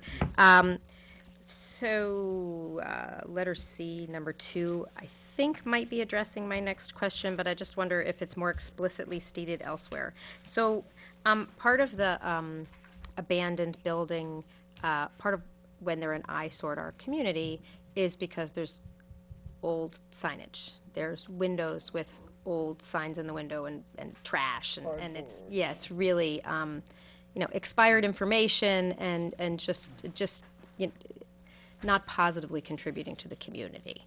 And I would imagine probably not within property maintenance codes as well. So, and I don't know the property maintenance code well enough to be able to say that sign is for a business that no longer exists. It must be removed. Those windows are covered in posters promoting 5-year-old events, and there's a bunch of torn, fallen pieces of stuff. Or, is this going to give us teeth that we don't currently have to be able to require property owners to make their businesses look better, whether they are going to have a tenant in them or not? If you look at Section 3, Yes. which is on page 8, that's actually another article. Excellent, That's okay. called Vacant Commercial Space and Store, which is our next section. That specifically deals with whenever a building or store is vacant for a period in excess of 30 days, which need not be successive. It then goes into what the owner, lessee, occupant, or other responsible person must do. They've got to put a covering over the storefront to block public view of the interior.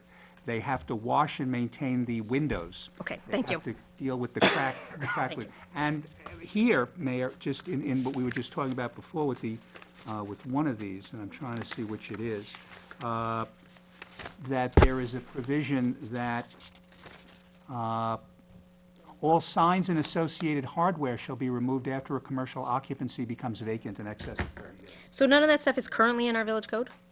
We would be adding all of it, because all of this stuff is on. This is not, this, well, we have the property maintenance code, which deals with, with a lot of that, but this becomes very explicit as to these, Okay. sort of vacant buildings. Great. So that would be, that's the Section 3, maintenance of commercial spaces and stores, which would put that in there to sort of impose on the owner or the lessee, obligations to keep that property, up to speed. And the next article proposed deals with abandoned signs, which is where a sign has been abandoned. The owner or of the building or the owner of the sign is obligated to remove it, and if they don't remove it, the village can, and they can charge back the cost of having to do that. So those are, again, our property maintenance code does have sections that deal with, maintenance of windows and maintenance. Obviously, you can't let water get in and things like that. This is sort of on top of that as another, what would be another violation, particularly relating to, vacant buildings. Great. So when you say covering, you mean paper, or if someone decided that they wanted to put paintings in their window? The covering, well, few things. The covering of the storefront has to be flame retardant and meet fire safety regulations. Oh, so paintings Paper wouldn't. would be out. So a painting would be, I guess. The storefronts have to be kept in good repair. If windows are removed, they shall be replaced with a permanent building material. And they also have to keep the building and the adjoining yard safe and secure, and do not present a hazard to the adjoining property or the public. Which is the number that references the fire retardant window dressing? That's actually enough. It's on page 8, which the new section 3, which is it's section 162-58, Yeah. subsection 1. Oh, it's the whole first paragraph. Okay. Second full sentence, which is 4 lines down. Talks about the covering. Could we actually allow paintings? Like, could we actually? So where the language of because I like that idea too, and Beacon does that a lot in their nothing places like- that are yeah. vacant. Yeah, or under Peekskill and White construction. Plains. They have There's those. Their nothing arts wrong council with now Yeah. a painting in the window. put like banners or whatever it is, a Right. covering that covers all, whatever, however you want to do it. And wouldn't be flame retardant. What's it, or meet with the Director of Code Enforcement and Buildings Inspector's approval regarding fire safety? What is the real, why is something in the window of fire safety more of a concern than, in this instance, than it is normally? I don't, I think part Well, I of it mean, because I don't want pyrotechnics to be there, but, I think part of it because it is vacant, so there's no, you know, so you just don't know what's going on in the building. I don't have that answer for you. I don't particularly like the idea of covering it, because you can't see in it, you don't know what's happening. Yeah, like if, yeah. And if I am somebody that's potentially looking for a location, I don't have the ability to look in to see if that might be a space I want.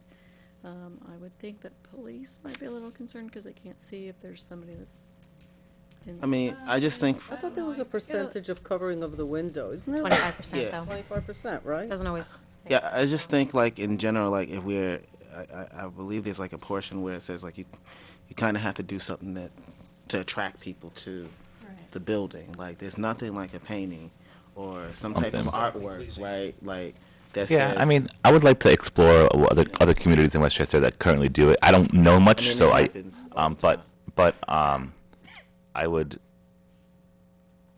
you know, I mean, currently, a lot of our storefronts, either through shelving or curtains or signage, illegal or legal, block the majority of their windows, as is in Ossining.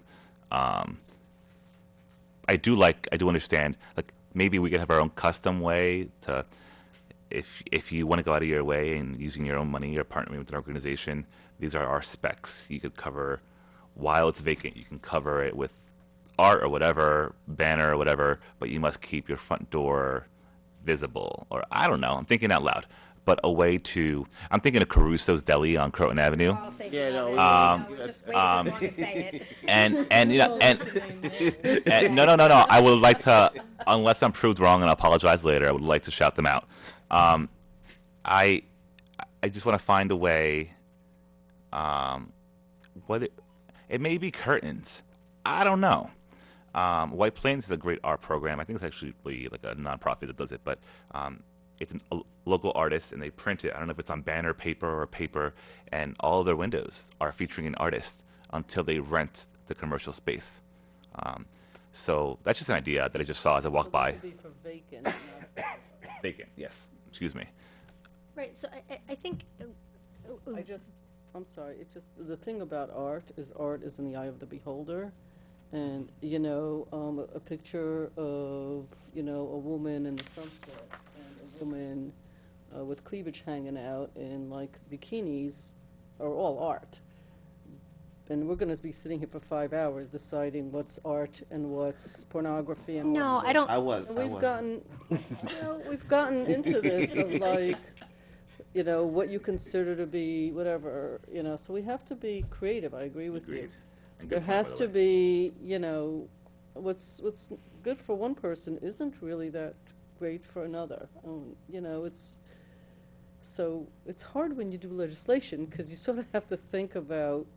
You're thinking very positively, and I agree with you, but we have to think of this lasting a while. so, going back to something Debbie said earlier about we want our law or legislation to be vague enough to allow for interpretation in any given generation. And also, we are not trying to reinvent the wheel here. We've all identified communities where there is either existing legislation or existing practices that allows for aesthetically appealing and acceptable things to be put in the window. The intention is to improve the look of the community, to improve the experience of the pedestrians and the people in the community. And I assume that all these communities also have law enforcement, and they want to be sure that, and fire codes and everything else, they want to be sure that all the safety concerns have been addressed as well. So if we could just take a look at some of the communities that have been identified with how their laws, whether it's White Plains or Beacon or with some of the others that were mentioned, Peekskill, they may just be silent on what needs to be in the window, and that's fine. But if I don't want us to undermine the potential to do something positive in our effort to take care of something that is negative right Or now. are we allowed to block it? something. I just want to find a way that until we resolve a private matter on private property that's being privately paid, what are our options until we, whatever our role is. That's kind of what I'm getting at. Whether it's an interior covering or art or not, are we allowed to put an appropriate code verified fence with a welcome to Opening banner on it? I don't know. Something. Right. You know. We want to have the flexibility You to know do what I something mean. positive with the space, since But you we're, guys get yes. what I'm saying, I think we all do. I think we all have the same goal in mind. All right, so besides that, are we good on vacant property discussion? Yep. All right, thank you, Stuart. Let us know what you find. Abandoned signs, we really talked about that, which, Section 5 is something I have included here. It's called transfer of ownership. And effectively, one of the issues that we have with code enforcement is that appearance tickets are written, orders to remedy are written, and then the owner sells the property. Or it goes into foreclosure, and the bank takes the property over. What this particular section would do is that it puts the onus on the owner to notify the purchaser that there is a violation on that property. Now, if there's a title company involved, generally a title search will pick it up, but a lot of our deals in the village are cash deals, so they don't pick them up. So because of that, you need to know this. Now, what this is it basically says that the property can't be sold until the violation is cured, or if the owner has told the prospective purchaser and given him the actual violation and said, here, this is for you, and he's also notified the building department, by the way, I'm selling it to X. Because, and what that will do is that also then will place the onus now on the new owner to basically deal with that violation. Because, you know, as I said, we do have a number of circumstances, and it happens a lot, where, you know, we serve X, and then X sells the building. Gone. And Y comes in and goes, So What do we if- do now when an owner sells or what do we do now when an owner transfers or sells a building? Like, how do they know that they have to do X, Y, Z? How would they in terms of a know? violation? No, just if they want to transfer their property or. Well, right now, to transfer the property, there's no, I mean, we don't get involved really with that. I mean, if someone wants to sell their property, they go through, they do a contract of sale, and they just do, how do we usually find out? When the assessor gets the tax information upstairs. That's we find out. What happens, though, is that if a property has a violation and the new owner doesn't know about it, we're forced to reissue the violation to the new owner, because we have to go through the whole process all over again. This way, at least, you know, Mr. New Owner, you're aware of it. And as I said, generally, if there's a title company involved, those violations get picked up. In a cash deal, there's no title company generally, so they don't get picked up. And a lot of times, you just don't know about it. This, at least, it's very unlikely that a sale is going to get stopped over this, but at least it puts the owner on the responsibility to say, you got to tell your purchaser that there's a violation on this building, and you got to make the building department aware that you've told that person that there's a violation on this building, so that we know who to deal with next. Okay. Yeah, I mean, I like the spirit of this. My concern is, you know, the verification of the transfer of, my concern is the verification of the transfer of information from the seller to the buyer. Right. And that, you know, there needs to be some strengthening here of verification that that information has actually, you know, gone to the seller. I mean, you know, I know, I mean, I would say that nobody could sell a piece of, well, to the buyer. In other words, you said seller, oh, I'm just, sorry, yeah. I'm just mixed them up. But in other words, the seller should, I mean, I don't think any property should be transferred if there's outstanding issues with the property. I think it should be, but that's just the way I think, and that's probably not legal.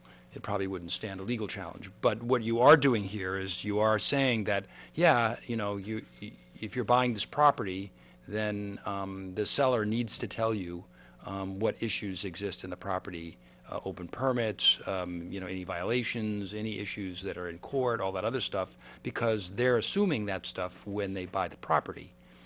And, I don't know if there's a way to verify this, but, we could put it in here, but how do we enforce it? Yeah, That would be my question. That is my question. Like, if the old owner is not compliant, like, how do we? So if they just say, "Hey, I'm not gonna. It's a cash deal. I didn't notify the new owner. They don't know." Then, like, what does that? What does that mean for the village? We will, then we'd have to serve them with a new violation. We'd have to start, So even with this legislation, though, you would still have to. No, because Okay. what this provides is that a purchaser who has been informed of the existence of any notice or order issued by the village code is bound by that notice. So in other words, that owner, that new owner, You're the person. you become the gotcha. I don't have to go that extra step. Okay. But if, My question, but my whole concern is how do we verify that that's happened? How do we know that the seller has informed the buyer of these violations? How do we verify that? And if they don't do that, then what's the penalty for that? Well, Yeah. the problem with that is that once he's sold it, they're most likely outside our jurisdiction anyway. So, I mean, if they've sold it, we don't have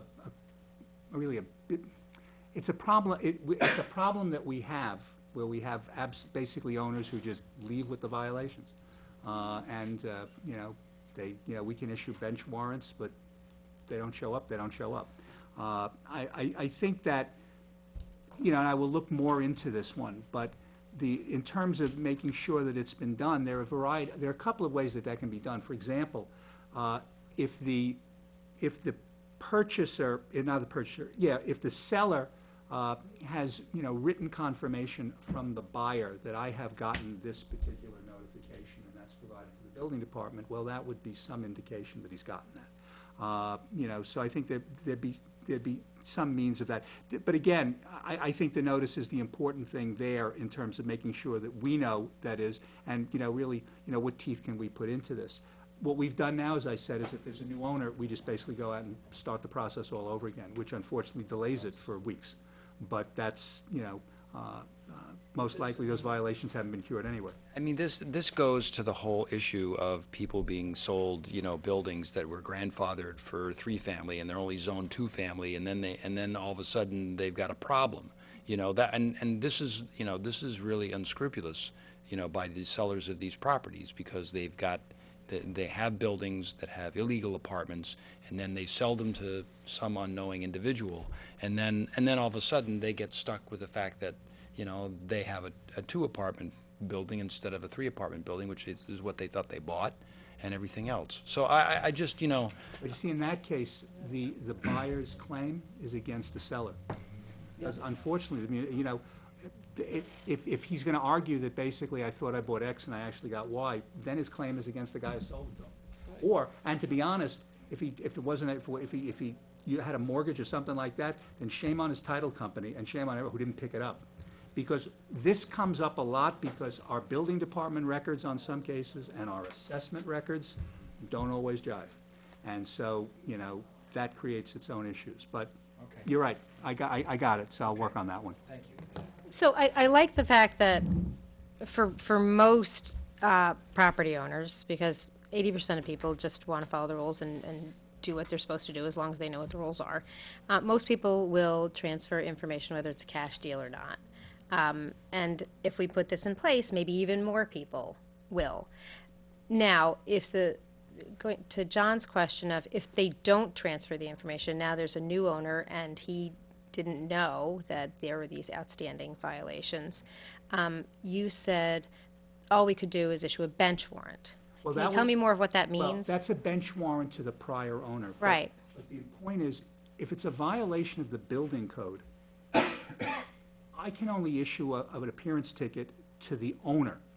I can't issue it to so in other words, Right. if Mr. X is no longer the owner, I have no basis to issue him a violation. So he no longer owns that building Right. that had the violation, but Right. the violation what he's violating now is our code to transfer information. Right. And the question is, and you'll notice, I don't have a penalty provision in there, because the simple fact of the matter is, I'm not sure what the penalty would be, to be perfectly honest. Because under the building code, it's a violation of the, basically what his housing maintenance code is. What we would be saying is, well, you, Mr. Former Owner, who may now live in California, you failed to, He may, but we have a lot of people who own a lot of real estate. understood. And about- that may be can a we do, different way of, that may be, it may be some, we may be able to classify it as an offense, under our code to get something there. But that's a violation different than that's different than just the violation of the code in terms of the violation on the structure. That can only stick with the owner. I get that. Wouldn't the reality be though? So if I brought a building, as John said, and I thought that I brought something that I did not get, right, or vice versa. There's violations. The reality is, at the end of the day, it has to be remedied, right? So and that falls under the current new owner. Am I saying that all correct? Correct. If there is a violation on the structure and there's a new owner, at the end of the day, the new owner is the one responsible for getting that violation. Regardless of if we're going after the person who did whatever. Wouldn't matter.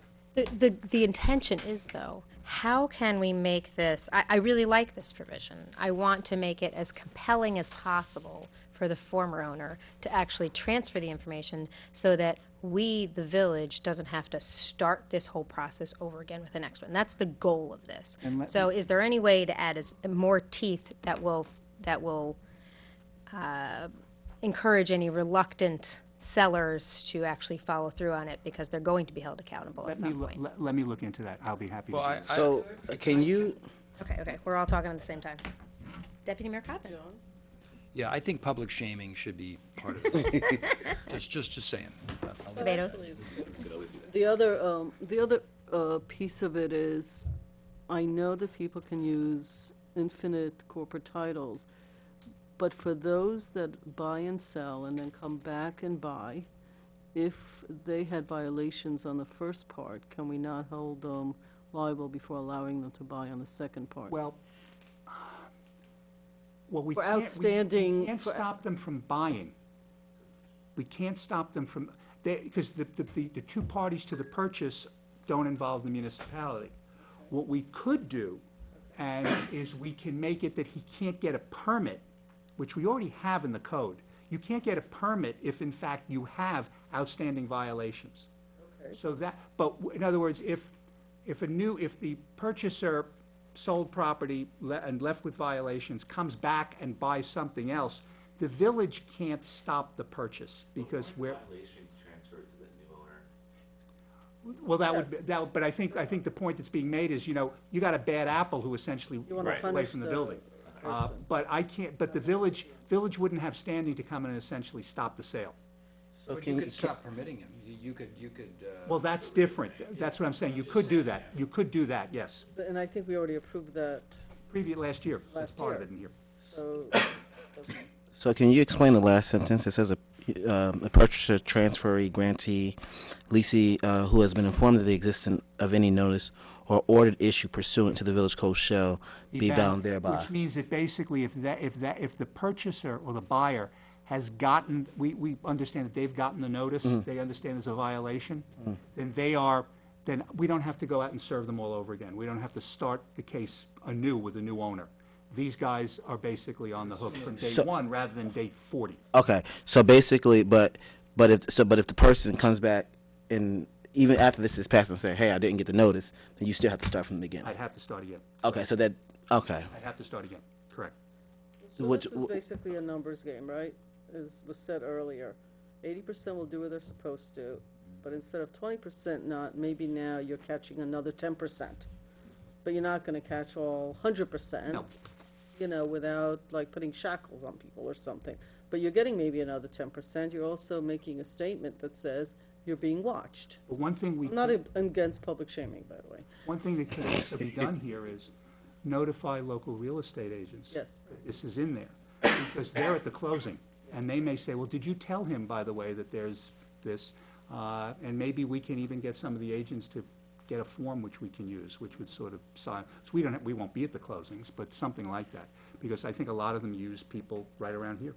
Well, don't they have a disclosure form that they have to provide to a buyer, or is that They only can when also, there's a but mortgage? they can also waive it. Yeah, they pay a $500 fee to not disclose anything, so they're not liable for it, yeah. So, yeah, it's good, but. Great. That was the I think theory. it's too. That's in New York State, real no. estate. That'll take Okay, I'll years. work on that. Yeah, okay.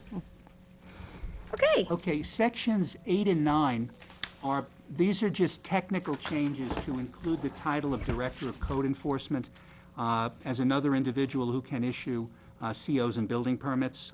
So that would just put 7 and that 8, you into mean. those two sections there. So that's why I included that.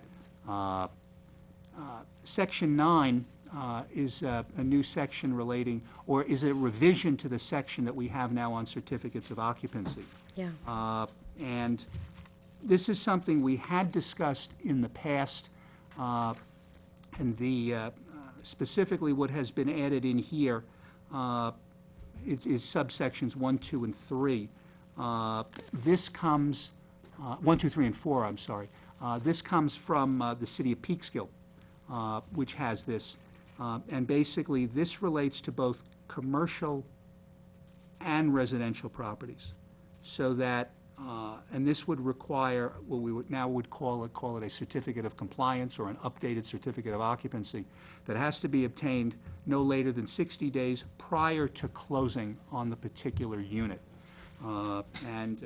As I have here, it's the seller's obligation to get the updated certificate of occupancy unless the parties to the agreement agree otherwise in the contract of sale. The penalties, which are in subparagraph 4, again from Peekskill, are fairly onerous. First violation, 5,000, no less than 5, no more than 10. And then for each day thereafter, no less than 1,000, no more than 5,000. The argument being that if you're allowing someone to essentially go into a place that has not been inspected, and essentially has not received the necessary certificate of occupancy, you are basically not only violating the law, but you may have a place that is structurally unsafe. So what this does, one of the benefits of this is we get a lot of requests, both in my office and in the building department, for people who, they built their house in 1952. There is an open building permit, or there is no CO, which we've had. Someone put the dormer up in 1947, and they never got a CO. They're now selling their house, and they can't sell the house because, so, this would allow the building inspector to basically, under this, he goes in and he issues a new CO right then and there, and it's done. And he can look at it and say everything basically looks fine. And it also, provides a means of inspection of these premises, which otherwise you might not have. And it would allow the individual to go in there. So, again, now, part of this is going to depend on manpower, that as the village and manager and I have discussed, because I think in 2016 or 2017, we had at least 350 closings. So that's at least then 350 additional inspections. And I should point out, that's assuming that every inspection is a pass. So that would then mean that if they went back and they saw things that require that, for example, it's very possible they'll go into a place and say, oh, by the way, that electrical you have there, that's not right. So they'd have to do more work. So we're looking at a lot of inspections to do this. This is probably, of all of the sections we have here, this is probably from the code in terms of personnel, the most in terms of work intensive that would be required, because you're putting a requirement that's got to be done no later than 60 days before closing, which means that they've got to obviously notify, and that period of time may have to be changed a little bit, because sometimes you don't know when the closing is going to be until far less than 60 days. It's simply how it is. I should point out, I think Tarrytown's, I think, is 30 days, so that can change. But the idea of this What is year were you quoting for the closings? Sorry? What year were you quoting for the number of closings? Is it 2016? I think it was 2016. And you said how 350? many? I think I went over 300. Over 300. Yeah. And that's houses, commercial, co-ops, condos, everything. And This would cover everything. So those were residential, or that was commercial as well? Okay. Everything. That's a lot. So this came to us years ago. I mean, John and I have been talking about this since, 2014 or something. 14. Yeah. 2013 even. But if this exists in some communities that have smaller building departments and code enforcement, less code enforcement staff than we do, is it happening? Is it something that's on the books and they draw on it when there's cause for concern and they rubber stamp it most of the time? Because the reason this came to us is because it's very difficult to get inside a lot of properties. And we have state code, fire code, so that there's triennial inspections of 3 units or more. But this would be everything. And really, it is partly a tool for addressing the challenges that people have when they are trying to sell a house with a 60-year-old dormer that was never, permitted and such. But there's a way to figure that out. This was brought to us as a strategy for getting inside of properties we have difficulty getting inside. This is a safety overcrowding housing strategy that's in place in some communities. It's not something that, anytime we change a law, it's going to take a few months of public hearings and the whole process. Nothing would happen next week. It wouldn't happen till the fall at the soonest. I would like to understand, Tarrytown has a lot, and Peekskill have a lot of real estate transactions as well, probably at least as many as we do. So how is it functioning in other communities where it exists? Because they haven't come to a screeching halt, and transactions are still happening. Correct. I have to get current information for you. The last information I had was that Peekskill, it was operating fine. The initial concern in Peekskill, in a lot of places, was that the realtors would be up in arms over this because it was effectively, it could gum up the works. Right, we don't want to do that. But what was explained is what effectively this does is it's going to give you a CO that's like right now. It's not going to be, it's not going to be your CO from 45 years ago. You're going to have actually a current certificate of occupancy on the particular property. I'm happy to reach out to my, contemporaries in those places and basically see how things are now. And I'll also reach out to the building departments and see, how it operates there.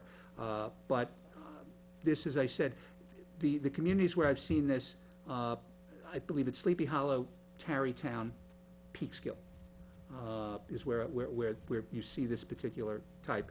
As I said, this pretty much comes from the Peekskill, ordinance, and it's still on the books in Peekskill. I think there was one time there was a concern that there would be some challenge. If there was a challenge, it's still on the books at this point, so it doesn't look like it's been taken off. But I'll be happy to reach out to, corp councils in those locations and building departments to see what we got. So my question is, you had mentioned that there's a lot of cash transactions. Right. How would this apply to cash transactions? Well, in that circumstance, we may not know until after the transaction takes place. And if we don't know about it until after the transaction, then you got the heavy fines that come after the fact. So if one guy is just going, the two people are meeting, at someone's house and they basically exchange the money, the village most likely, wouldn't know that, to go into a place. So What would happen is after, in other words, if sometime thereafter we found out that there was a transfer, then we have the penalty provision in there. all right, so for example, the transaction happens, so you really won't find out until someone comes and pays the taxes, ideally, right? That's when you would find out, like. Theoretically, yeah. Presumably, they'd have to record the deed, so Fernando would find that out. Okay. And then, we would get it in the building department to know that there's suddenly a new owner. All right, and so at the time that you find out, will you still be able to, not only find them, but will you still be able to give them a current CO? Like, are they still required to have a current certificate of occupancy? Like, will you still have to do the inspection that you would have done? I would clarify that in here, but the answer is yes. They couldn't. They face both the fine and the need to get an updated CO. Okay.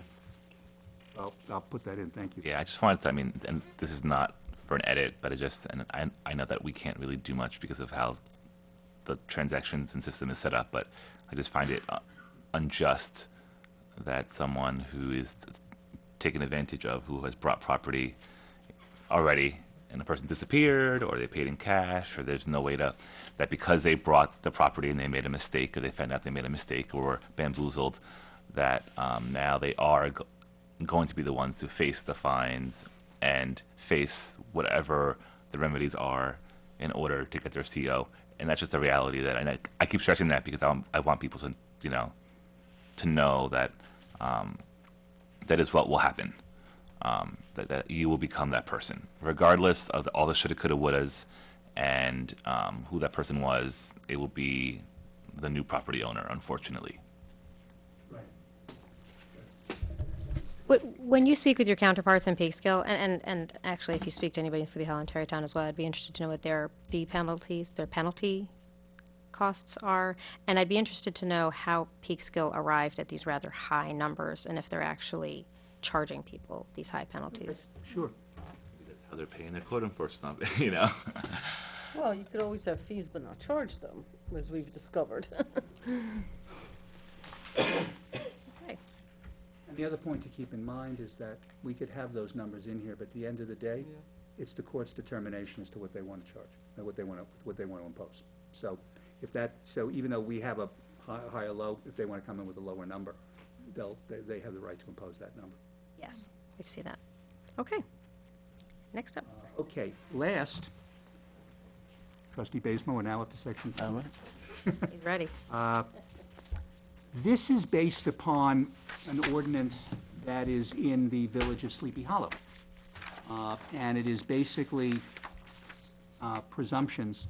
And just to understand what that means is that a rebuttable presumption means that if, in these cases, for example, that any attached dwelling or dwelling unit which maintains more than one mailbox or mail receptacle, more than one gas meter, I think we'll take out the mail, more than one electric meter, is being used as the residence of 2 or more families.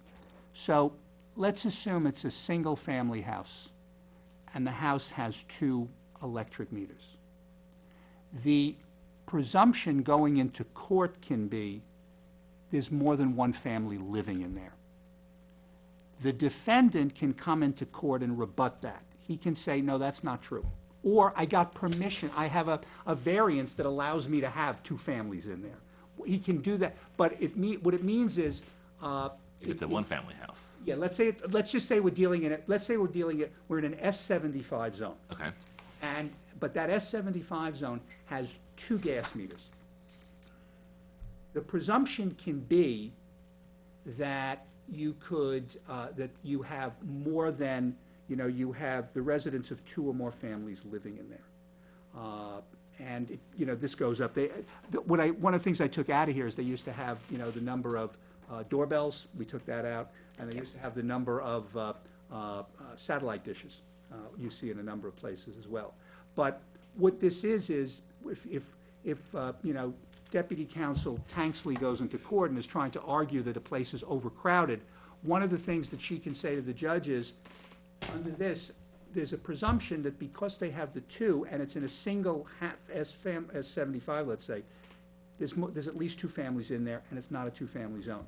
The defendant can then come in and say, well, that's not true, and I'll explain to you why. So he can rebut that presumption. So it doesn't mean that the defendant loses, but it at least allows the prosecution to make the argument to the court that, this is what we've observed, and, we've seen this. Question for you. How is a utility such as Con Ed allowed to install multiple meters in? So obviously, if an area is zoned for a one-family home, and even if they have 2 kitchens or whatever they need, how is that allowed? How is that? I don't know. I will tell you this. We've been doing a few recent inspections, and we have seen multiple meters on places that shouldn't have them. One explanation we got is that one may be what's called an owner's meter. I don't know exactly what that means. Yeah, that means the common area. Common charges, yeah. So I shouldn't have to pay the what. Yeah. So, but I don't If know it's exactly a one how family, what do you need that for? we put stuff in and what it is. But the argument is that if you're seeing that, that would mean there's probably at least the number of families equal to that. But The rebuttable presumption could be, okay, well, I have a meter just for, let's say, the common areas, but the rest is really, does the rest of the house, whatever. They could come in and prove that. But in terms of the actual mechanics of when Con Ed puts something in, or what do they need to do that, I'm not sure, because I don't know exactly. So right now, if we have a one-family home that we know, it's a one-family home. There are no common areas. It's owned by one property. We know who the property owner is, and there are 3 Con Ed meters on there. Who or at what point is Con Ed responsible for that? Do we contact Con Ed if we know that there should only be 1 meter there? Does the homeowner have the freedom to have multiple meters? Because if so, then my question is not a relevant one. But that's kind of what I'm trying to get at. What are other entities that are enabling this? That is, let me make that inquiry to the folks in the building department to find that out, because I don't know the answer to that question, but I will find that out. Well, I think, if I'm understanding your question correctly, you're asking, does Con Ed in this example have an obligation to investigate what a property is zoned for before they start adding meters? That's at least part of the question.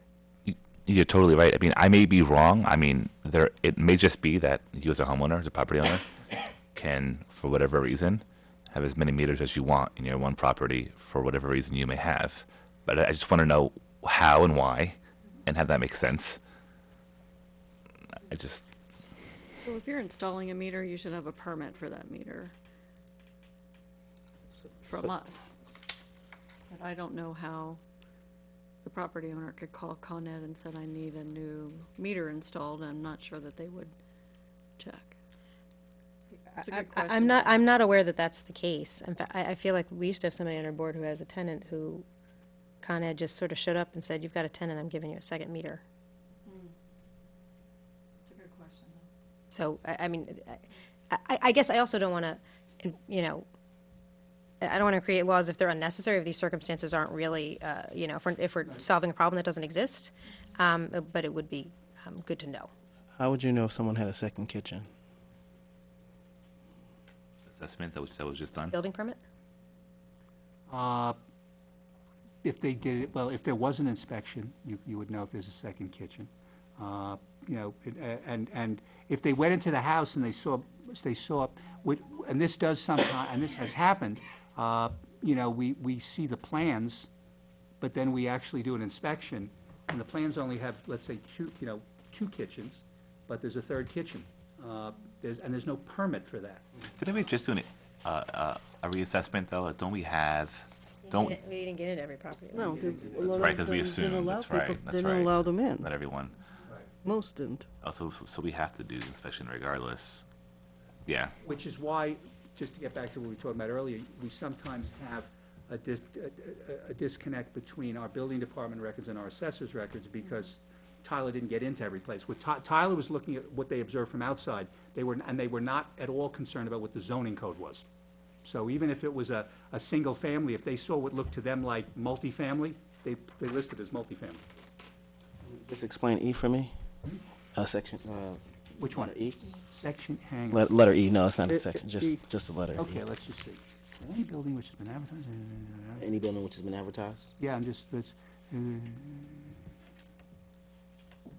me just, that any building which has been advertised in any newspapers, magazines, or advertising publications as being available for sale or rent for residential purposes in whole or in part, which advertisement expressly or implicitly provides that such building or the dwelling or dwelling units therein contains rooms for rent, contains more than one separate dwelling living unit, or may be occupied by more than one separate family, is being used as a dwelling containing the number of rooms for rent.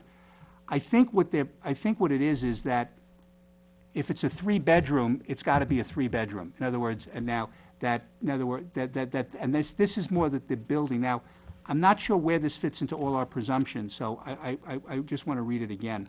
But any building which has been advertised in the newspaper as being available for sale or rent for in whole or in part, whichever is being used as a dwelling unit containing the number of rooms for rent, dwelling units or families stated or implied. What it appears to be is that if someone says it's a 3-bedroom, that's the number of, that actually that it's the number of rooms for rent. I'm not sure how this fits into the presumptions that we've talked about in terms of everything else that's in here. So I will have to think about this particular one, But Trustee when I Bazemore. read it, I thought it was just a simple thing of if you're supposed to be a two-family, two-bedroom each, but somebody sees an ad that says, you know, an apartment of Fred with 3 bedrooms, but it's supposed to be a 2-bedroom, that's, the whole title of this section Right. is the way to prosecute. So if you're advertising a 3-bedroom and a thing that's supposed to be 2-bedroom, whether it's a 2-family when it should be 1 family, that's enough for code enforcement to then take, you know, print that out or rip that out of the paper or do whatever it is, or people to send it to code enforcement, said, I just saw this ad for 1X Drive, and, you know, Yeah, so therefore like you if- can go in. But if you're renting rooms, right, like, again, you could have, you know, there are people who rent rooms all the time, so you could say, so that's what I'm trying to figure out, is if someone is saying, hey, like, you could have a 2-family house, you could have a 3-family house, you could have a 6-family house. You could have a single home and that you're renting a room. The minute that you put up an ad saying that you're renting a room, does this mean that someone says, oh, there's a room for rent? You know, now code enforcement is coming I read it to your differently. door. Like, I I'm didn't just, read it as, oh, there's a room for rent. I read it as the wrong number or the wrong, And that's different from what it should be. so I'll look to make that clearer, but Read it the, differently. and are you, the other point to just keep in mind is, if the owner says you can't come in, this does not mean that we can get in. okay. We still need a search warrant, okay? This We gets you the search warrant, no? Well, it's an element of getting it. This does not guarantee, it's ultimately up to the judge and the proof. In other words, so if all we were saying is, well, it's in an S-75 zone and there's 2 Con Ed meters outside, that's one thing that the judge can consider. The judge may say, that's still insufficient for me to think that you have probable cause to go into that house. So, under any of these, if I don't have, if I'm not permitted to inspect, if the owner is saying you're not coming in, and I have to get a search warrant, I still need to gather evidence. The presumption at least gives me a basis to say, well, Judge, under this presumption, there's another family that's living in there that shouldn't be in there. Now, when we argue over the search warrant, the defendant can come in and say, no, Judge, this is why I have that. Con Ed simply said to me, we're going to give you another unit for your upstairs, maybe, who knows? But, so this does not, meeting any of these doesn't mean that I get into the house, but it provides me with a basis to argue to the judge why I should get into the house. But isn't it also true that if you don't have this, you have nothing to argue with to get, Unless or you I have very little to unless I argue have with? something else. Right, Unless so the reason you're doing this is to build a case so there's a consistency, and, we legislate. So if there's no law on the books, the judge just sits there and says, I don't see anything that says you can do that. At least this way, there's a discussion to be had. Correct.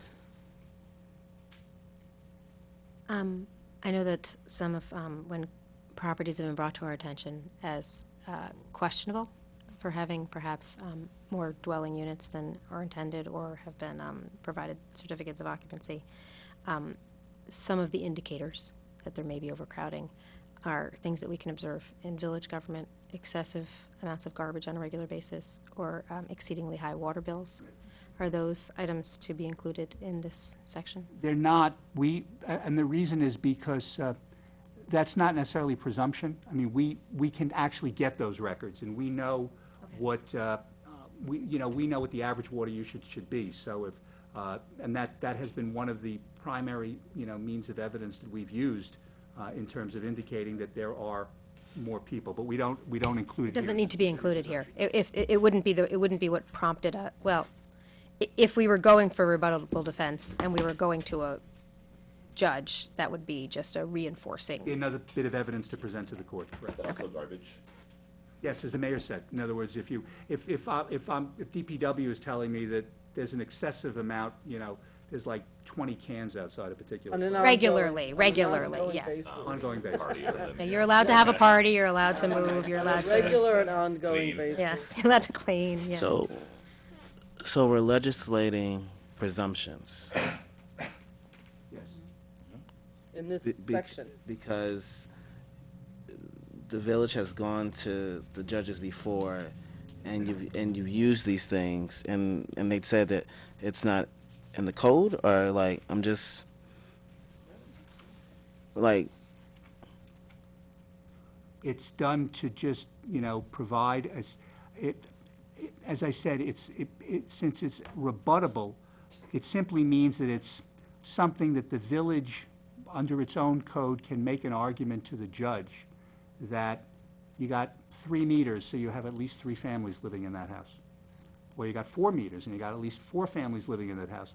And so the judge, it's something that the judge can then take into consideration when he or she is making a ruling as to, is there potential for overcrowding in that location?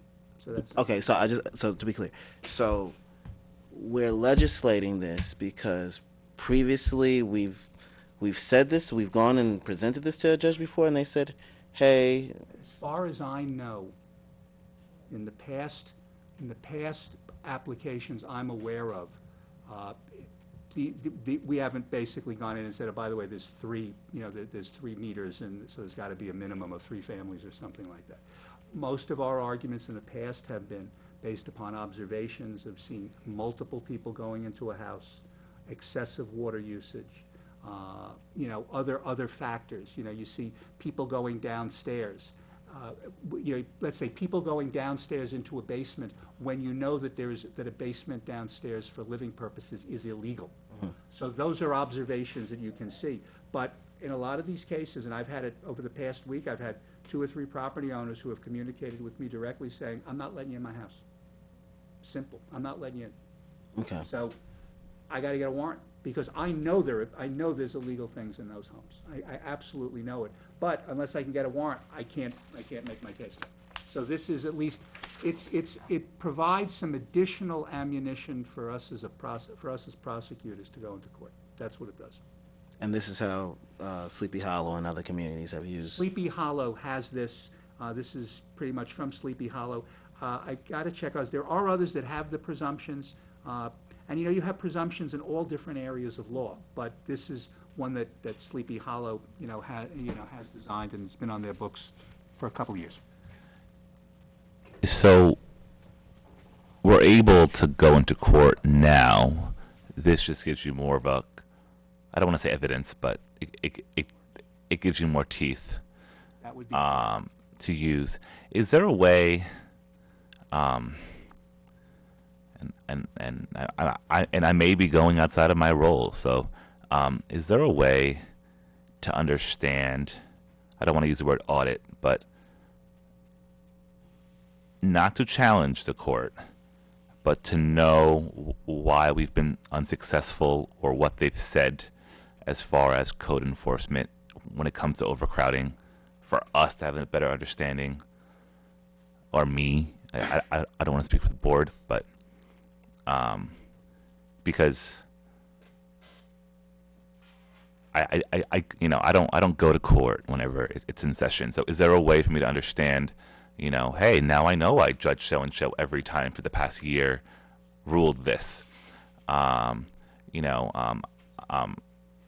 because each time I mention the village and the court, I get 2 eye rolls from both directions, from the court or from the village. So I need, as an elected official, to understand how we're working together when it comes to, I would say, the number 1 pressing issue affecting quality of life. Let me just correct one thing right now. We don't work together. I'm sorry. We don't work together with the court. In this particular circumstance, I'm a prosecutor. Okay. So there is a line that I do not cross. So I go to court, or Sonia goes to court. We plead our cases. The court will sometimes tell us what the issues are. Sometimes we get written decisions. Sometimes we don't. Sometimes we agree. Sometimes we don't. But there's no back channel communication as to what goes on. It's a very, very clear line that's drawn there, which is absolutely fine. So what I would say is, if you want to see what happens, one Tuesday afternoon at 2:00, come down and watch the building code calendar. See how we do it. No, I just But in terms of what happens with cases, what you would see when you go in there is a lot of cases get adjourned because people are getting work done. Some cases, the judges work to try to get resolved. Other cases, fines are set or trial dates are set. But there is no,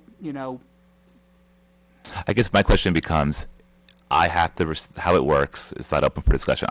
We have to accept whatever the judge says at the end of that proceeding.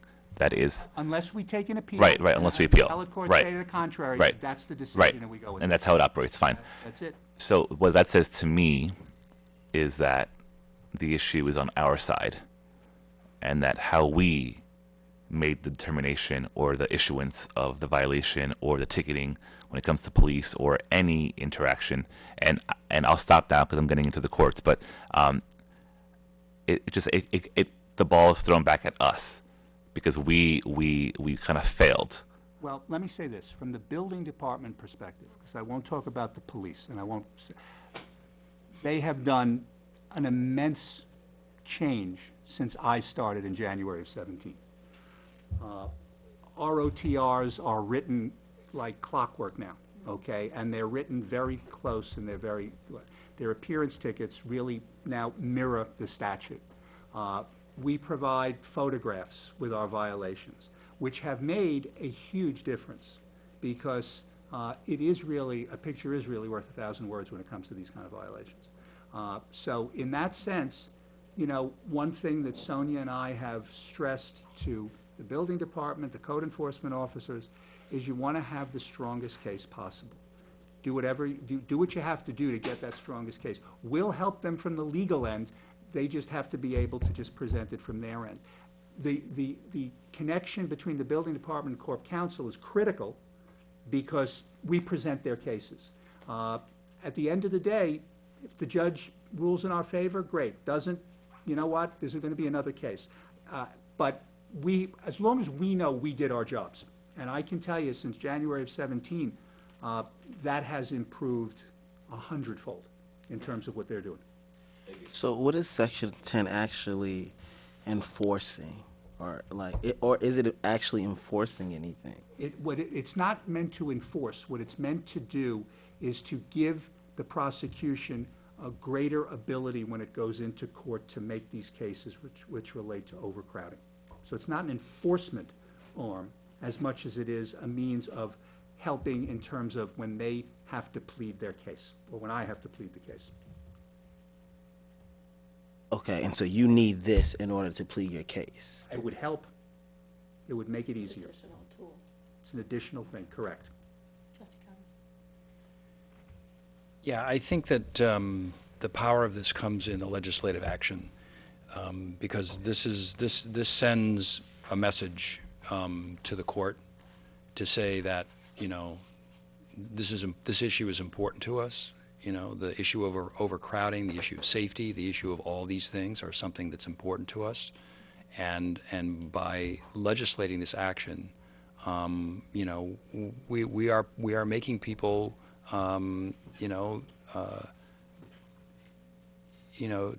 basically tell the truth, of what's going on. I mean, people observe things, and I don't know. You seem to have a problem with that. It doesn't.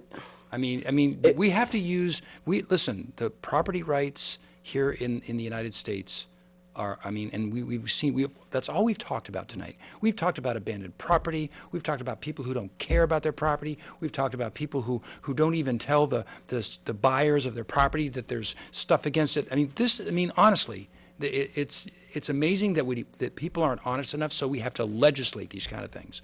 And as far as I'm concerned, if this piece of legislation is going to give our prosecutors another tool for them to call the question and say, okay, well, how come there are 3 kitchens? How come you have like enough garbage out there for 20 people? How come you have so many meters? I think this is really simple, and I think is an important tool that we need to have. I'm just not seeing how it's a tool. I guess anytime that anytime that we've actually done legislation, like most of what we've done tonight, there's an outline that says, this is right and this is wrong, right? Or, we need you to do this. There's some type of level of compliance. I'm looking at Section 10 like, okay, so because my first concern when I saw Section 10 was, are we going to have people calling saying, oh, this is a house with 3 or 4 mailboxes? So we're not actually saying having 3 or 4 mailboxes are illegal. We're not actually saying, you know what, if you see a property that has 2 or 3 entrances, like this is a code violation. It's more of, I guess a symbolic gesture. Like particularly, like, it'd be one thing if we said, hey, we've actually gone to court and we've said these are the issues, right? And then, but we haven't done that yet. So it's like, I just don't understand, like, because we're not legislating something, because we're not actually saying, 3 mailboxes are illegal, or like, we're not doing anything. It's just there. I'm not understanding how We're legislating our ability to assume. Yeah, Okay. let me give you- Yes. but- That's what it is. But let me just say this. It's the penal law has laws that you enforce, be it homicide, be it robbery, be it rape, whatever. The criminal procedure law tells you how you do it. This is essentially a how you do it law. This is not the penal law. This is, except for the very last section, which has penalties for overcrowding. This is essentially a how you do it. So this is to the prosecutor or to the defendant, this is how you can do it. And if you do it this way, the judge can say, okay, I've seen this. There is a presumption that you got 3 gas meters, you got at least 3 families. Now, 2 things on that. The judge doesn't have to buy the presumption. The judge can say, I don't know. Or the judge can accept that presumption as one element in the arsenal to try to make the case. So you're right, it's not enforcement. This is more a procedural. Unlike a lot of, and we do have other ordinances that are purely procedural. This is a procedural ordinance. This basically gives something in terms of how you prosecute it. So it's sort of, as I said, the difference between the penal law and the criminal procedure law, because the procedure law tells you how you have to do it to enforce the other side of it. So, Stuart, I want to thank you. Did you get you got it all addressed? I want to thank you for putting together, we have a few other items to get to, but we're kind of finishing with this little packet that is really a package of strategies for helping strengthen our code enforcement. When John and I started on the board, you were here even before me, the village would not even acknowledge that overcrowding existed. Or if they acknowledged that it existed, they said, oh, but it exists everywhere. It's just something that's very difficult to handle, and it is very difficult for many, many, many reasons. Our role is an enforcement of safety, enforcement of the codes so that people are living and working in safe conditions. Everything we've been talking about tonight is in some way related to ensuring that the structures in our community are safe for the people who live in our community. And it's our responsibility to be able to do that and to do it well. And this, like everything else we've been discussing for the last 2 hours, is another strategy for being able to accomplish that goal. And I'm grateful that every board that I've worked with has moved further along in our process of being able to implement this goal of having safe properties in our community. And it's not without a lot of questions and a lot of challenges. It's not an easy conversation to have, because you're talking about people's homes, either the property owner or, in many cases, a tenant who may not be getting provided with what is a safe home. And our role is as the enforcer in this case, and we need to be able to do that well. And if the village hadn't allowed for these disreputable practices to be going on for decades and decades, we wouldn't have the housing conditions that we do today. But previous administrations turned a blind eye, and now we have a lot of unsafe conditions in our community. Hopefully, if we give our team enough tools in their arsenal, and if we provide enough staff to be able to implement it in a thoughtful, appropriate manner, a generation from now, this won't be such a problem in our community. We won't have as much substandard housing and unsafe conditions. So with that, do we want to take a quick break? Yes, can I just? Of course. with that said, I definitely want to echo that. Our priority is safety of our first responders and our residents. Part B of this conversation that has not been a conversation ever, that we have to do after once we're close to discussing these strategies is a reality that we have to accept, is how to address the displacement of hundreds or thousands in Ossining once we start enforcing and shutting down places that should not be places where people live, because safety is such a priority. Displacement will happen. We know we have illegal dwellings that have to be shut down. We just know that. That's why we're doing all of this. Really, because we're going to have a kind of like a humanitarian crisis when that happens right here in the village. So what is our strategy with that? So, and I know that we're not there yet, but I just wanted to bring that. Actually, you're bringing up a really big topic, and we are there, and we've been talking about it for years. And how do we work with social service agencies? How do we work with the county? When there are families, if there's even one member of the family who's documented, they have access, and you're probably more familiar with the programs than I am. I've had meetings, but I don't work in the county. There are programs that county government has to help people move into safer situations, and as well as having temporary shelter available. But the reality is, if you're a family that is being displaced by one level of government, it's very likely you're not going to be interested in seeking help from another level of government. And so then the question is, who in our community can help with that? What are the social service agencies that a family facing a crisis, like having their home deemed to be unsafe for them to live in, who can they turn to? And we have reached out to a number of social service agencies, or at least a couple of them that are very active in our community, to ask for them to help us with resources. Right now, we provide them with an English and Spanish language piece of paper telling them you can reach out to the county.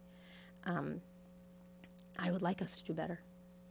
I would like us to be able to direct them to a person or an organization that can really help them.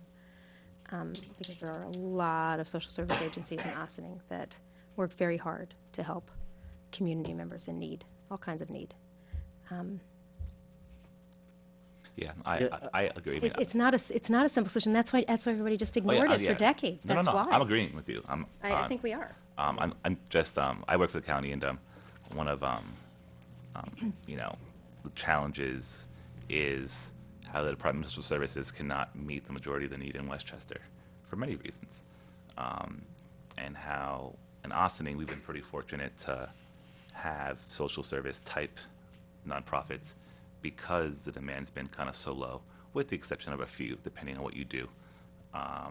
This is gonna definitely put us on the map and put us more on crisis mode. So we need to develop an emergency action plan with the federal government, call our federal representatives for what will happen in Ossining soon. Since the county won't really, knowing our residents and circumstances and challenges, knowing what they won't qualify for when they go to the county or the state. So kind of, since we're in Ossining for all, how do we together make sure that their transition, and I don't know the answer to that yet, by the way, but what is the transition? What will it be? So maybe do like a emergency task force with the village, county, state, and some other entities to start planning for that. I'm sorry. I think Please. that to some degree, as we start talking about overcrowding housing and when we start talking about displacement, given the amount of conversations that we've had, whether it be ETPA, whether it be our affordable housing law, there has to be some acknowledgement about the supply issue of housing in this community, because I don't actually think it works as grand as we think it does when we actually placard a home and a family is displaced. Some may choose to go to a shelter, but others may actually choose to split their family with relatives and friends. I mean, the fact of the matter is that we've again, very true. This is something that has been going on for at least 25, 30 years. So when we're in fact saying, okay, we've got this one house now you know, you potentially could be having 2 or 3 more, you know, families being squished in to another spot in Ossining. So I think there's definitely that need of, you know, really addressing the supply issue of housing. Clearly, you know, Westchester Magazine, I think they put out and said that there were, you know, at least 217 homes sold. This is clearly a popular area that people want to be in. Everyone wants to be in Ossining.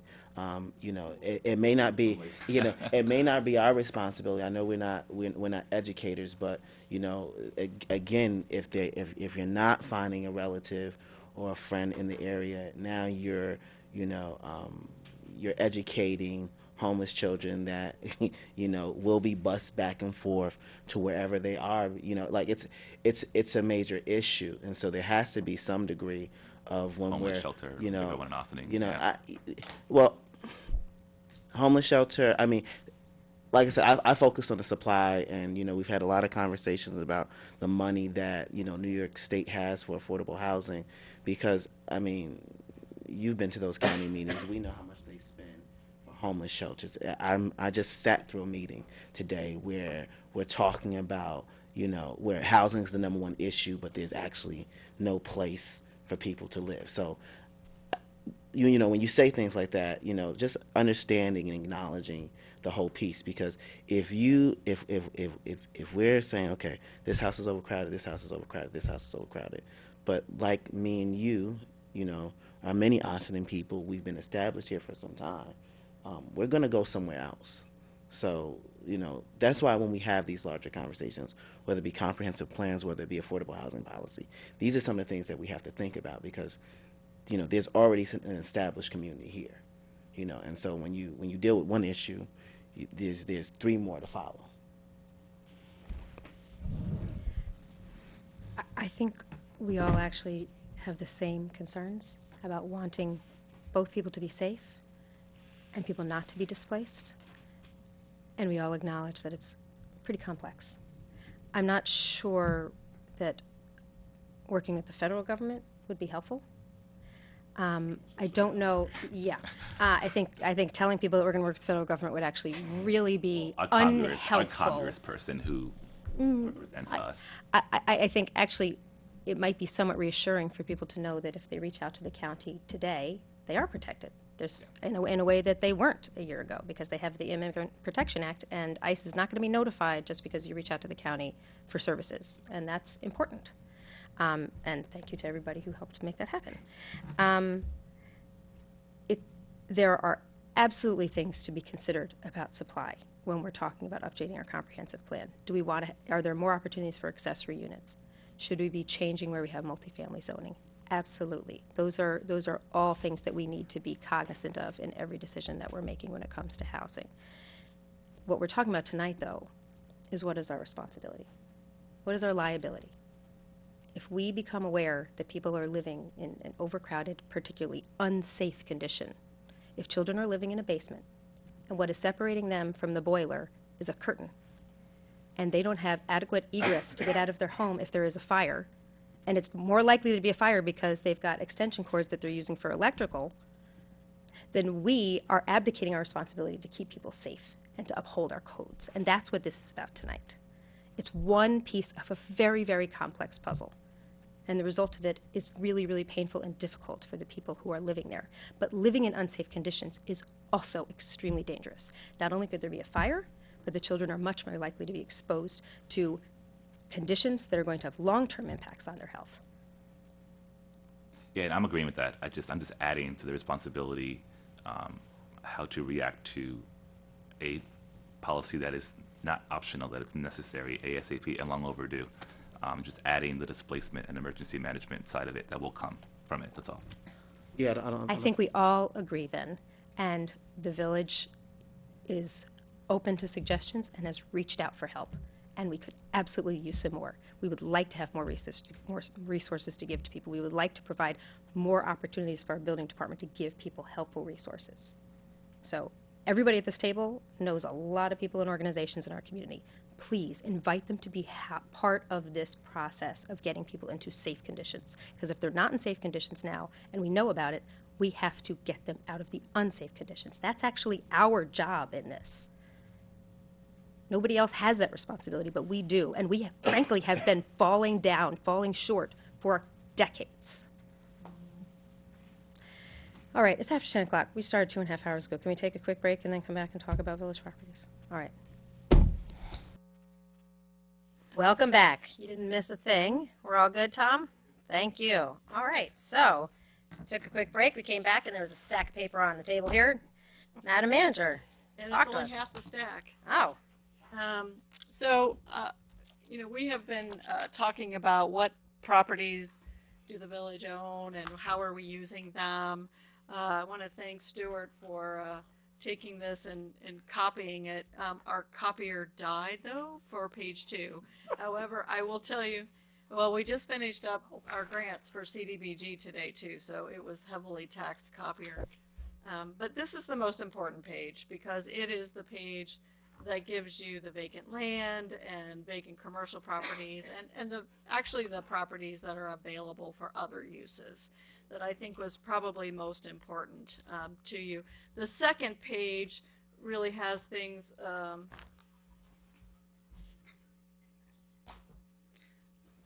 wait, let me get there. Yeah. It's our government parking lots, the police and fire, our rec facility, our highway and road, sewer plants, parks, municipal parks. So I will get you the rest of this, I promise.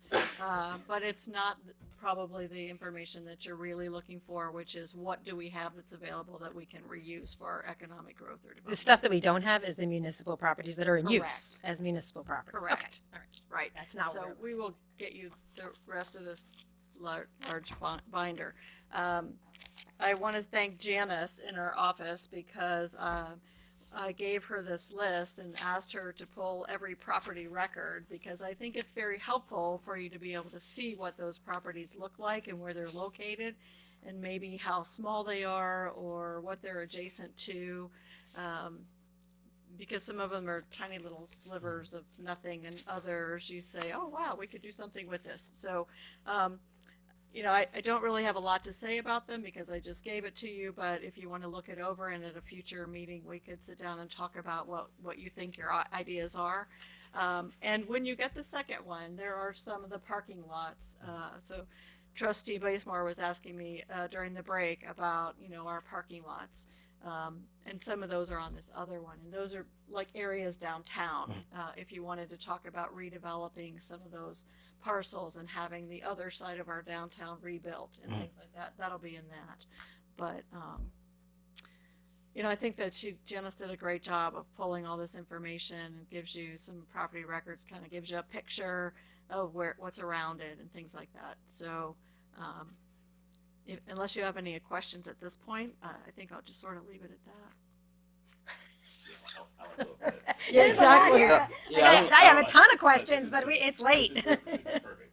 Yeah, good. So if you Yeah. can, Right. maybe you could, at the time you feel that's appropriate, add this back. We could take this back and review. Well, you know, And we I'll have, get to the rest so you can review the whole thing. yeah, where are we in our calendar? Let's just see what next week is. July 4th. I knew there was weird stuff happening. Yeah, July 4th. So then, and then our next work session is environmental stuff at the library, so that's not a really good time to pick this back up. So July 18th, we have a legislative session, so why don't we see how heavy that is? If it's not heavy, then that would be the next logical time to be able to talk about it in continuing business. Otherwise, we'll just add it to a future work session, but. All right.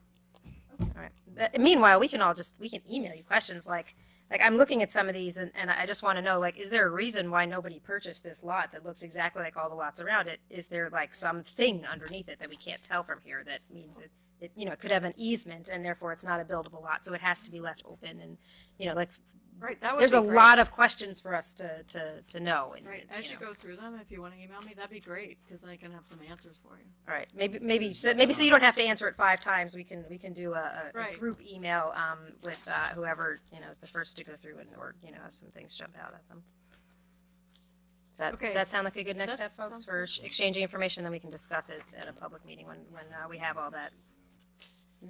Oh, I just went through it. I mean, none of these properties are of a surprise to me. They all have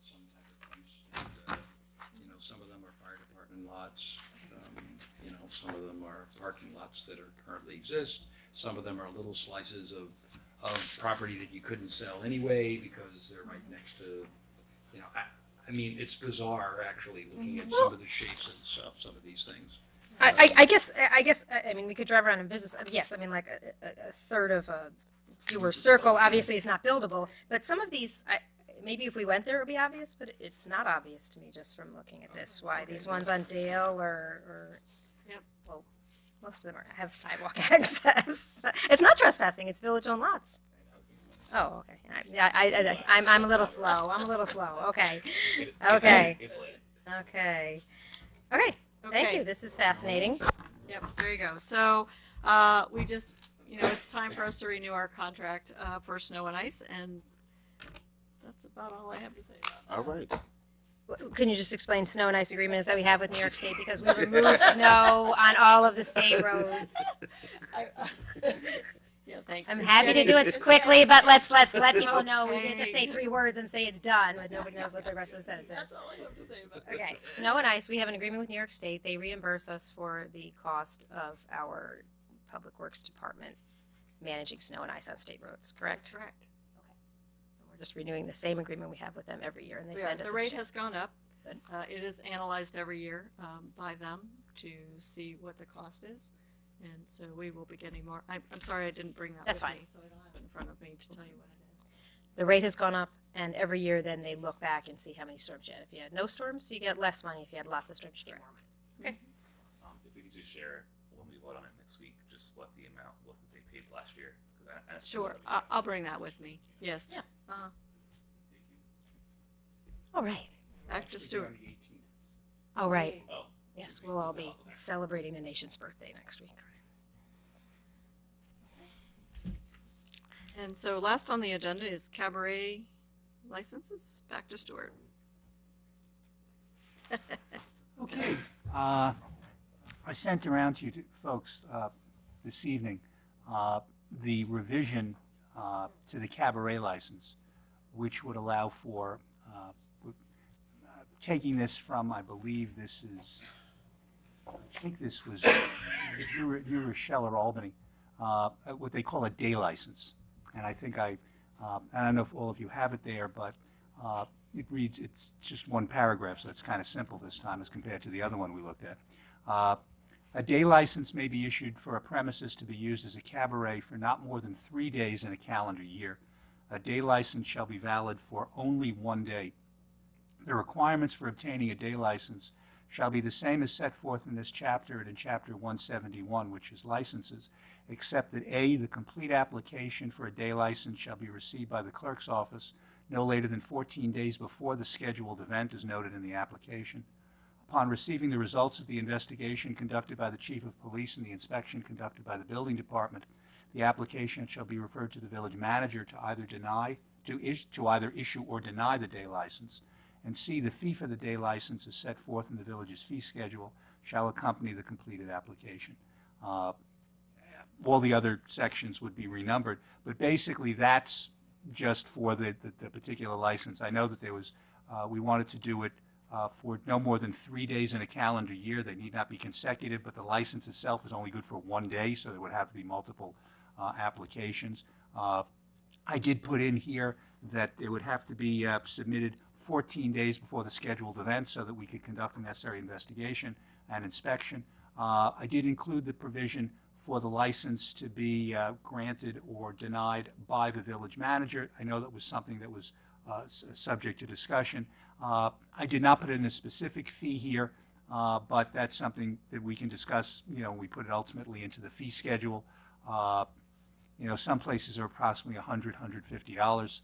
I think our least expensive license is $150, and that's, I think, a half-year license for, you know, where no alcoholic beverage is served whatsoever.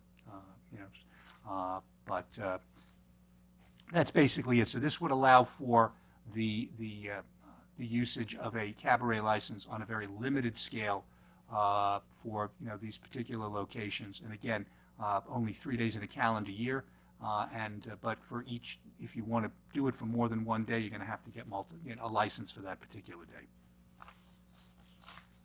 Trustee Herrera, this was your proposal. Yes, yes. So, this is really to encourage any business who may have the idea of hosting live music or entertainment, um, but may not necessarily want or have a cabaret license during the time. This is also more of a chance to encourage it to businesses that normally wouldn't have that type of events or programming at their space. I look forward to visiting a lot of places that you would never think of having live music, and hopefully encouraging them to do so.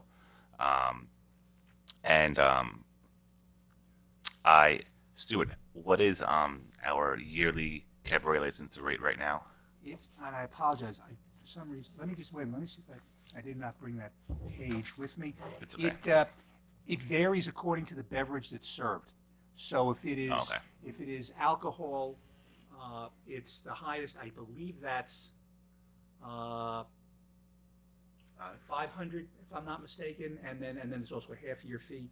If it's just wine, it's slightly below that, and then if it's simply non-alcoholic at all, that would be the least. That would be the lowest. So we tiered it in 2017 because we had a couple of businesses in the village that wanted to do it, but we're not going to serve alcohol. So it was determined by the board to tier the price structure. The thought here would be, though, that for the day license, it would be one fee. In other words, we wouldn't split it depending upon what they plan to serve for that one night or that one day. Well, yeah. So this is really a basic policy addition to a license that already exists. Should be relatively simple. This did come out of the conversation about second chances when it comes to determination of whether or not a business or establishment should get a license. So this is also part of the intention of this, to reignite the discussion about when the village will give someone a second chance and what the term conditional means, and going from there. I do look forward to us kind of shooting this to the chamber, doing a whole separate web blast in English and Spanish, encouraging people, as I said, who normally wouldn't do programming at their storefronts or office spaces or commercial spaces or restaurant spaces. But this is the type of, in a way, cutting the red tape for people who may just want to do one or two events a year. And we're still keeping all the procurement and all the investigation as is. So it's a win-win. Thank you so much, Stuart. Yeah, the one notable difference between the way this is written and the way our current cabaret license is written is that all the various departments, building, police, and Corp Counsel, I guess I just closed it, are consulted, and then the decision is made by the manager. It doesn't come to the board, which will expedite the process because they only have 14 days to get the whole process done, and it's just a one-day thing. We have talked about if we want to change that for all cabaret licenses. It's one of the things we're not discussing tonight, but it is a consideration. When can we entrust or delegate a certain decision to our manager, whether it's for cabarets or for parades and events of that nature? It's come up a few times. The fee is something we can discuss later on, but I'm glad to know that the lowest fee that we have is $150, but that's 6 months. So I think the thing to keep in mind is, sort of maybe, is there a way to have some semblance of an idea of what does it cost? I mean, the point of a fee is to, it should serve a purpose, at least to offset the cost of the effort to do it. Sometimes that's kind of subjective. But to me, it seems like it should be less than whatever is the lowest 6 month if we're talking about a one day, because somebody might want to do something in the winter, summer, and fall, and then they're paying the fee 3 times, right? So we don't want it to be, approaching what the point is to encourage businesses to take advantage of this opportunity and to think differently about what they might have happening in their businesses. So. Great. Yes, sir. $50. All right. What do you think? Talk about it later. Yeah. We can talk about that later. Let's do the cost cost of Yeah, service. yeah, Then you decide. Yeah, thank you. Thing if I could. Please. I wanted to respond to Trustee Levin about the road issue that you brought up at the last meeting. And I do have some updates from Paul, and there's so much that's going to begin to happen this month. So I'd like to just kind of go through this. We are working on a new website that will provide all of this information. We were, not to make excuses, but we were working on all these grants that we just finished today. So we'll be talking with the Public Works Department, training the employees to give updates as necessary, and getting more information for everyone and the public that we put on there that says this is when we think a project's going to start, this is when we think it's going to end, and if there's any changes, we'll note that. But I do want to say the Broadway Bridge is going quite well. The walkway is going to be able to remain open during the project, and access obviously to the Caputo Center is going to be maintained. And you should see temporary power, demolition, and drainage repairs should be starting this week. So you'll see a lot more activity. They were doing prep work prior to this. The village's annual paving efforts for the last 6 to 8 weeks, staff has been out repairing connections for water lines and different things. So if you drive down some of the roads that we're repairing, and I'll mention them here in a moment, you will see like public works stuff here and there because there was a lot of road work that they had to do in preparation for the paving. So let's see, it's going to commence next week. And let's see. Well, it says here, although it was presented that the work would commence when school let out for the summer, DPW staff has been busy over the last 2 months in advance of the paving contractor mobilizing to mill and pave the roads.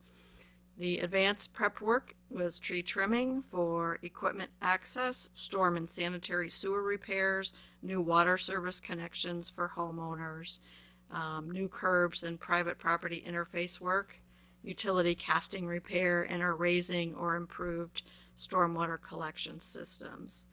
So the roads that are going to be paved include Lafayette and Wilton, Rockledge, John Street, and portions of Revolutionary Road. Work will commence next week on those. Camp Woods, portions of Ramapo and Narragansett, Pugsley Place, and Amawak Court. The work will commence when Con Ed is completed with their gas work. Broad Avenue, unfortunately, is on hold because as they were preparing that road, they found a gas leak.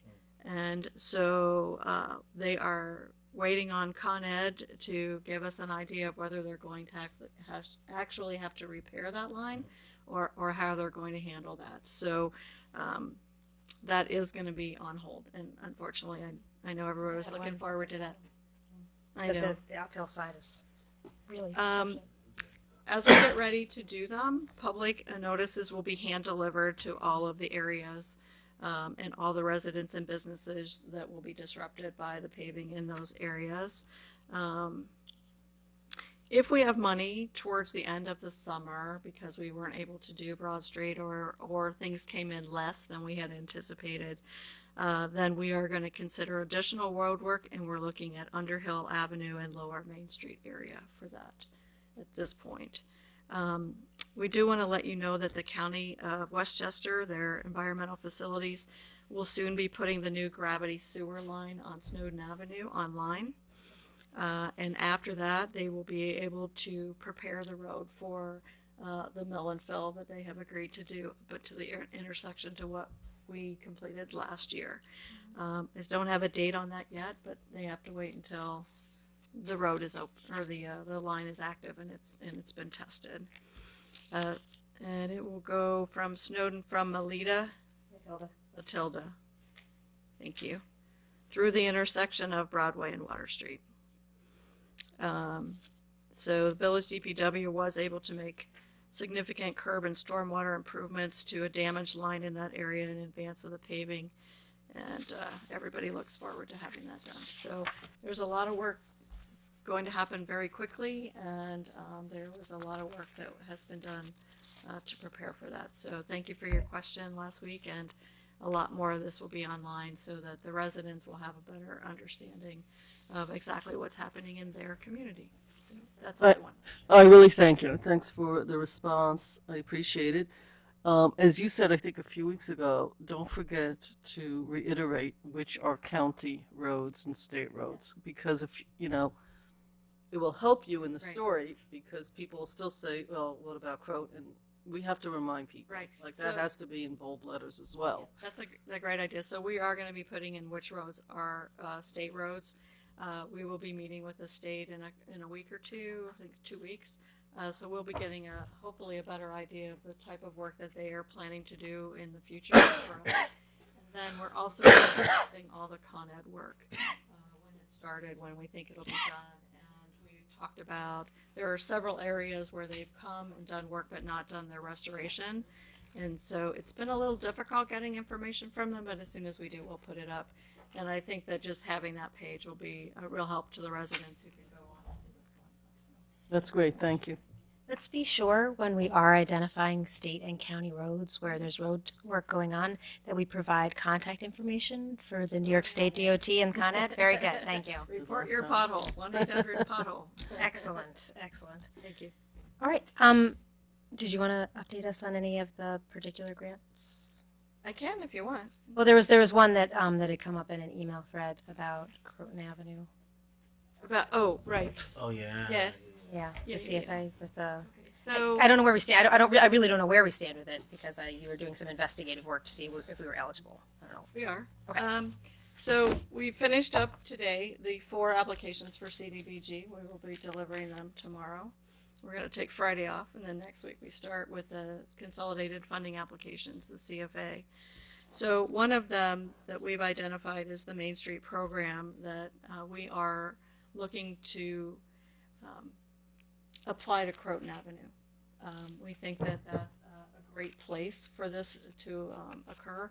It's a program that the village can apply for anywhere from $50,000 to $500,000.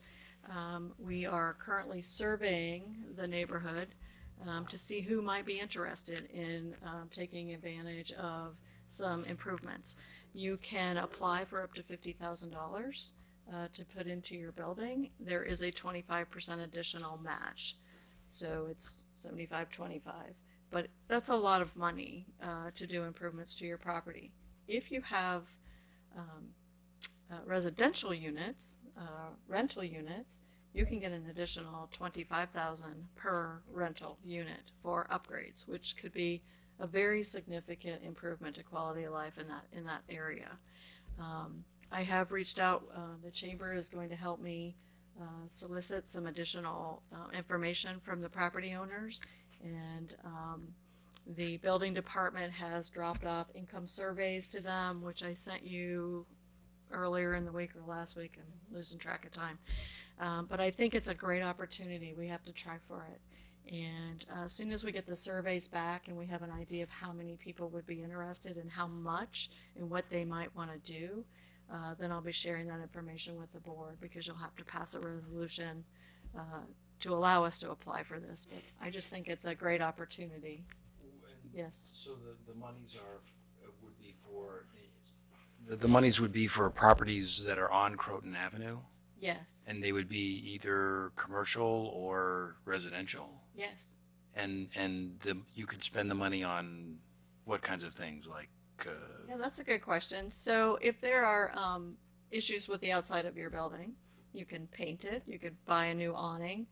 If your windows are bad, you can replace the windows. If your roof is bad, you can put some money into a roof. If your heating system's bad, it's just a way to upgrade the building. Now, obviously, our intention would be that whatever you do, that you include something that upgrades the facade of your building so that it looks really nice when it's done. But $50,000 should go a long way, I would think, to making some pretty significant improvements there. But they're not going to be told they can do what they want with it as long as they, right? So, There or will are be there real parameters. specs? There are parameters. Yes. Okay. There will be parameters as to what they can do. Right now, all we're trying to do is gauge interest. And so far, we've had quite a few people call and they're interested, so. So the more people that are interested, the better it is. In other words, that's the higher likelihood of success, or Well, I think that. are we when you- encouraging people to? I think we're really encouraging them Okay. because I think, again, if you run the numbers from a business perspective and you have to put 25% and you're getting 75% money to upgrade the quality of your building, that's a pretty easy sell as long as you have the funds. And I get that that could be, an issue Yeah. as well for someone. But it's an opportunity to start really strengthening that neighborhood and that whole Croton Avenue there and bring it up, make it look nicer. So we have also assigned a code enforcement officer. Jim St. George is assigned to that area, and he's going to be doing code enforcement through there. He is also the person that is reaching out to people saying, I like the idea that you do code enforcement and then offer them money at the same time. We want to help Public you. relations, yeah. So, you got to fix this, and here's a way you can maybe do that. But I was also really excited about the additional money that you can get for residential units, because we've talked all night tonight about, housing and housing conditions. I mean, this is a way that some of those apartments can really get upgraded and updated for the residents that occupy them. So I'm just going to ask again, mixed-use buildings qualify as well? Yes, they do. Any building, it doesn't matter. There is a limit to how much you can put into one building. And so after we find out how many people want it, then we can determine whether it falls within that $50,000 to $500,000. And then we can apply for the interest, which makes our application much stronger because we've already surveyed the people and we know who's going to take the money. I just want to thank you because the Chamber of Commerce and a couple of property owners and business owners have brought this to our attention and to other groups. And by you going out of your way to research this particular program, it shows that we are listening and we are trying. And we all do know that Upper Croton Avenue, actually all of Croton Avenue really does need some attention and some loving care. And that most of our attention has been on downtown. Right. So It's their turn. I think it's no. Yeah, I was going to say it's actually, I think it's a turn, because I remember that it used to be Upper Croton and the downtown was complaining, and now we put attention there, and now it oscillates. But it's good. Back and forth. So It's now a we're good doing first start. both. Right. And then lastly, if I could assist in particular vacant buildings on Croton Avenue in reaching them or finding a way to reach them or motivate them to apply or just get them to the table Right. or a phone call about, Okay. I know that we tried that in the past, Yeah. but if there's a way, and if my colleagues or your office has a strategy to get that going, and I'm not trying to be sarcastic, but I do mean it, and even if they go, we're not interested, that's an answer right there, right? So we know that they're not interested, right? So, but that's always an eyesore that I hate walking past. And there's a couple of them. And what I can do as a trustee is I can just let people know who they are. That's all. Yeah, that'd be helpful. That'd be very helpful. So.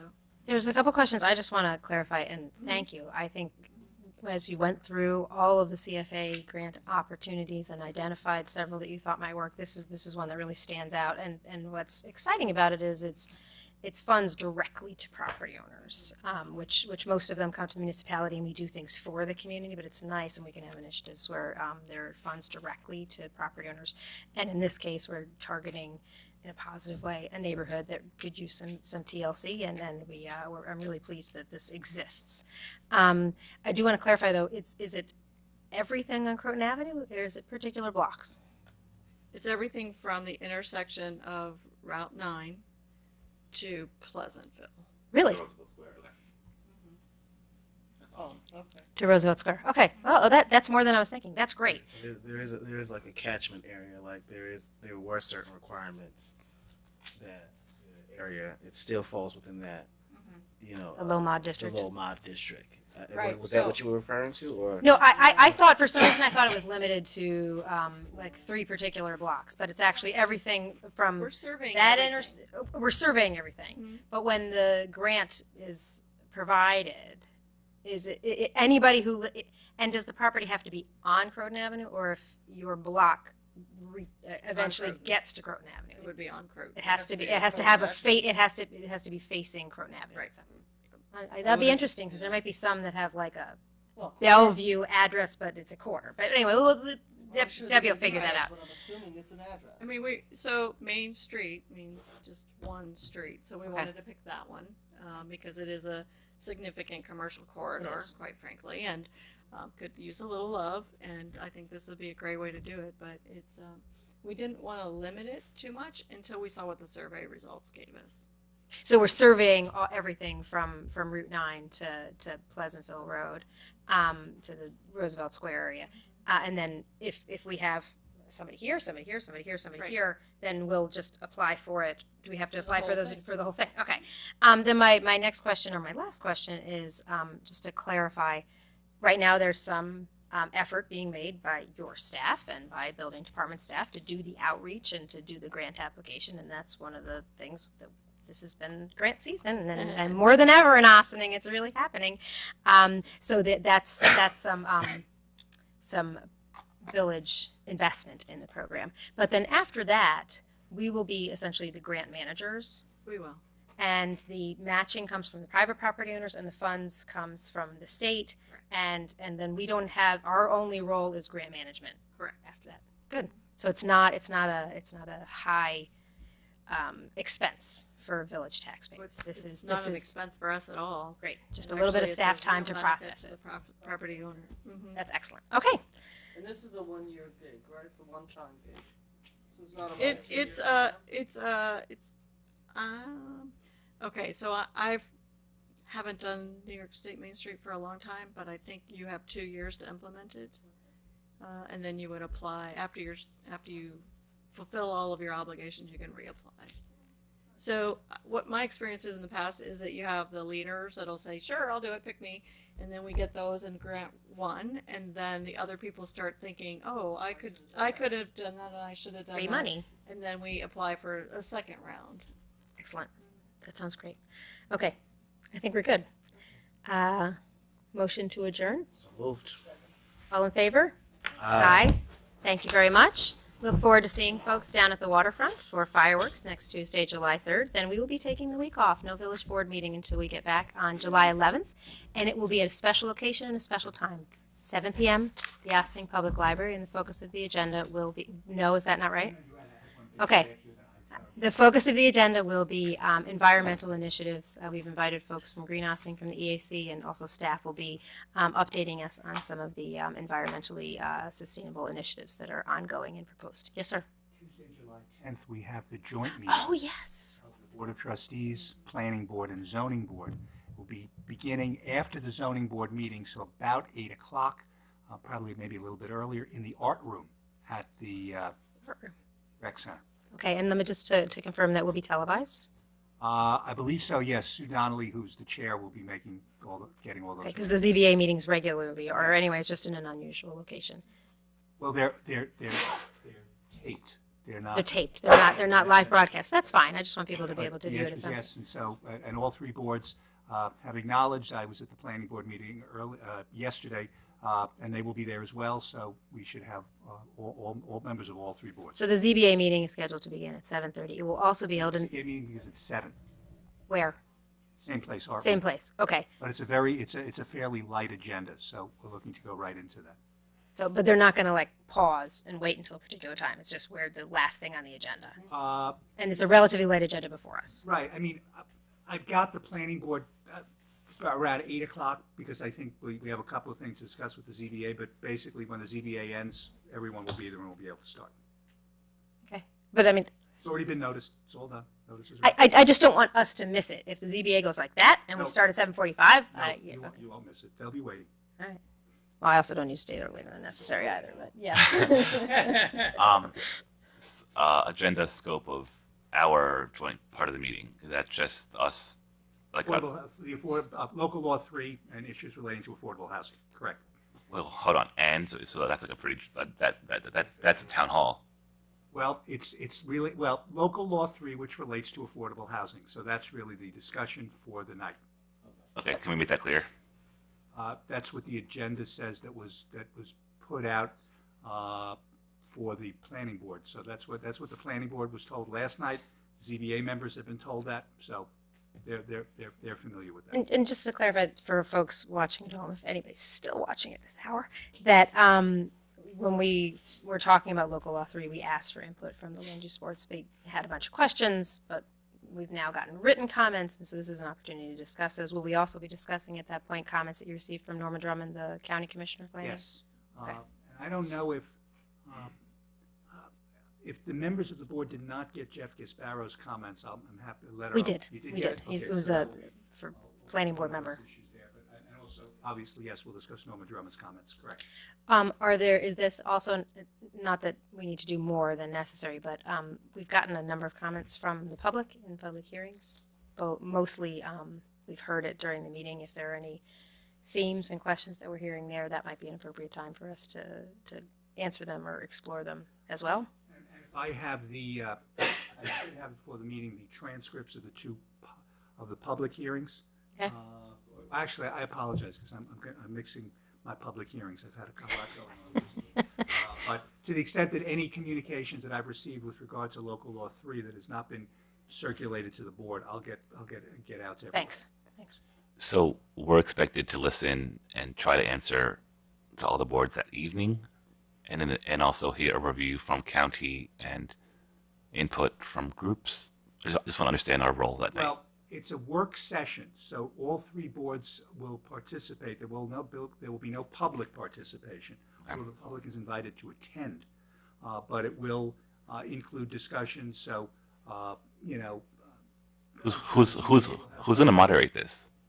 the way the meeting's going to be set up, I don't know if you need to do this all online, but the way the meeting's going to be set up, I mean, it is a ZBA meeting. The meeting's they're going to adjourn their meeting, and then we'll go into a work session. Sue? So potentially, maybe not. Those mechanics I haven't looked at yet. And they're important because in order to make sure that every land use board has a chance to speak and is heard, including the board, I want to make sure that is that someone in the room is deputized to bring it back to, Yeah, topic at that's hand. a all. good point. We do. We have three boards with three different meeting chairs typically. So no, I'm glad you brought it up. It's a ZBA meeting, so theoretically it would be Sue that would do it. But if it's all three of us and we're doing a joint board meeting, should we? Well, actually, no, the it's ZBA not. meeting will have It's our work session. Well, it's a joint work session. Yeah, it's a joint work session. It's recognized as it's been advertised as a work session. All three boards. Yeah, right. We're just one of All right, I'm glad you brought it up. I know, I'm glad you brought it up. It's a good procedural question. Let's think about it before we show up that day. I'll ask the council for the land use Yes. boards. Yeah, that's what I was wondering. All right, thank you all. See you next week at the fireworks, and after that at Each the has a library. lawyer with them, right? You're the corporation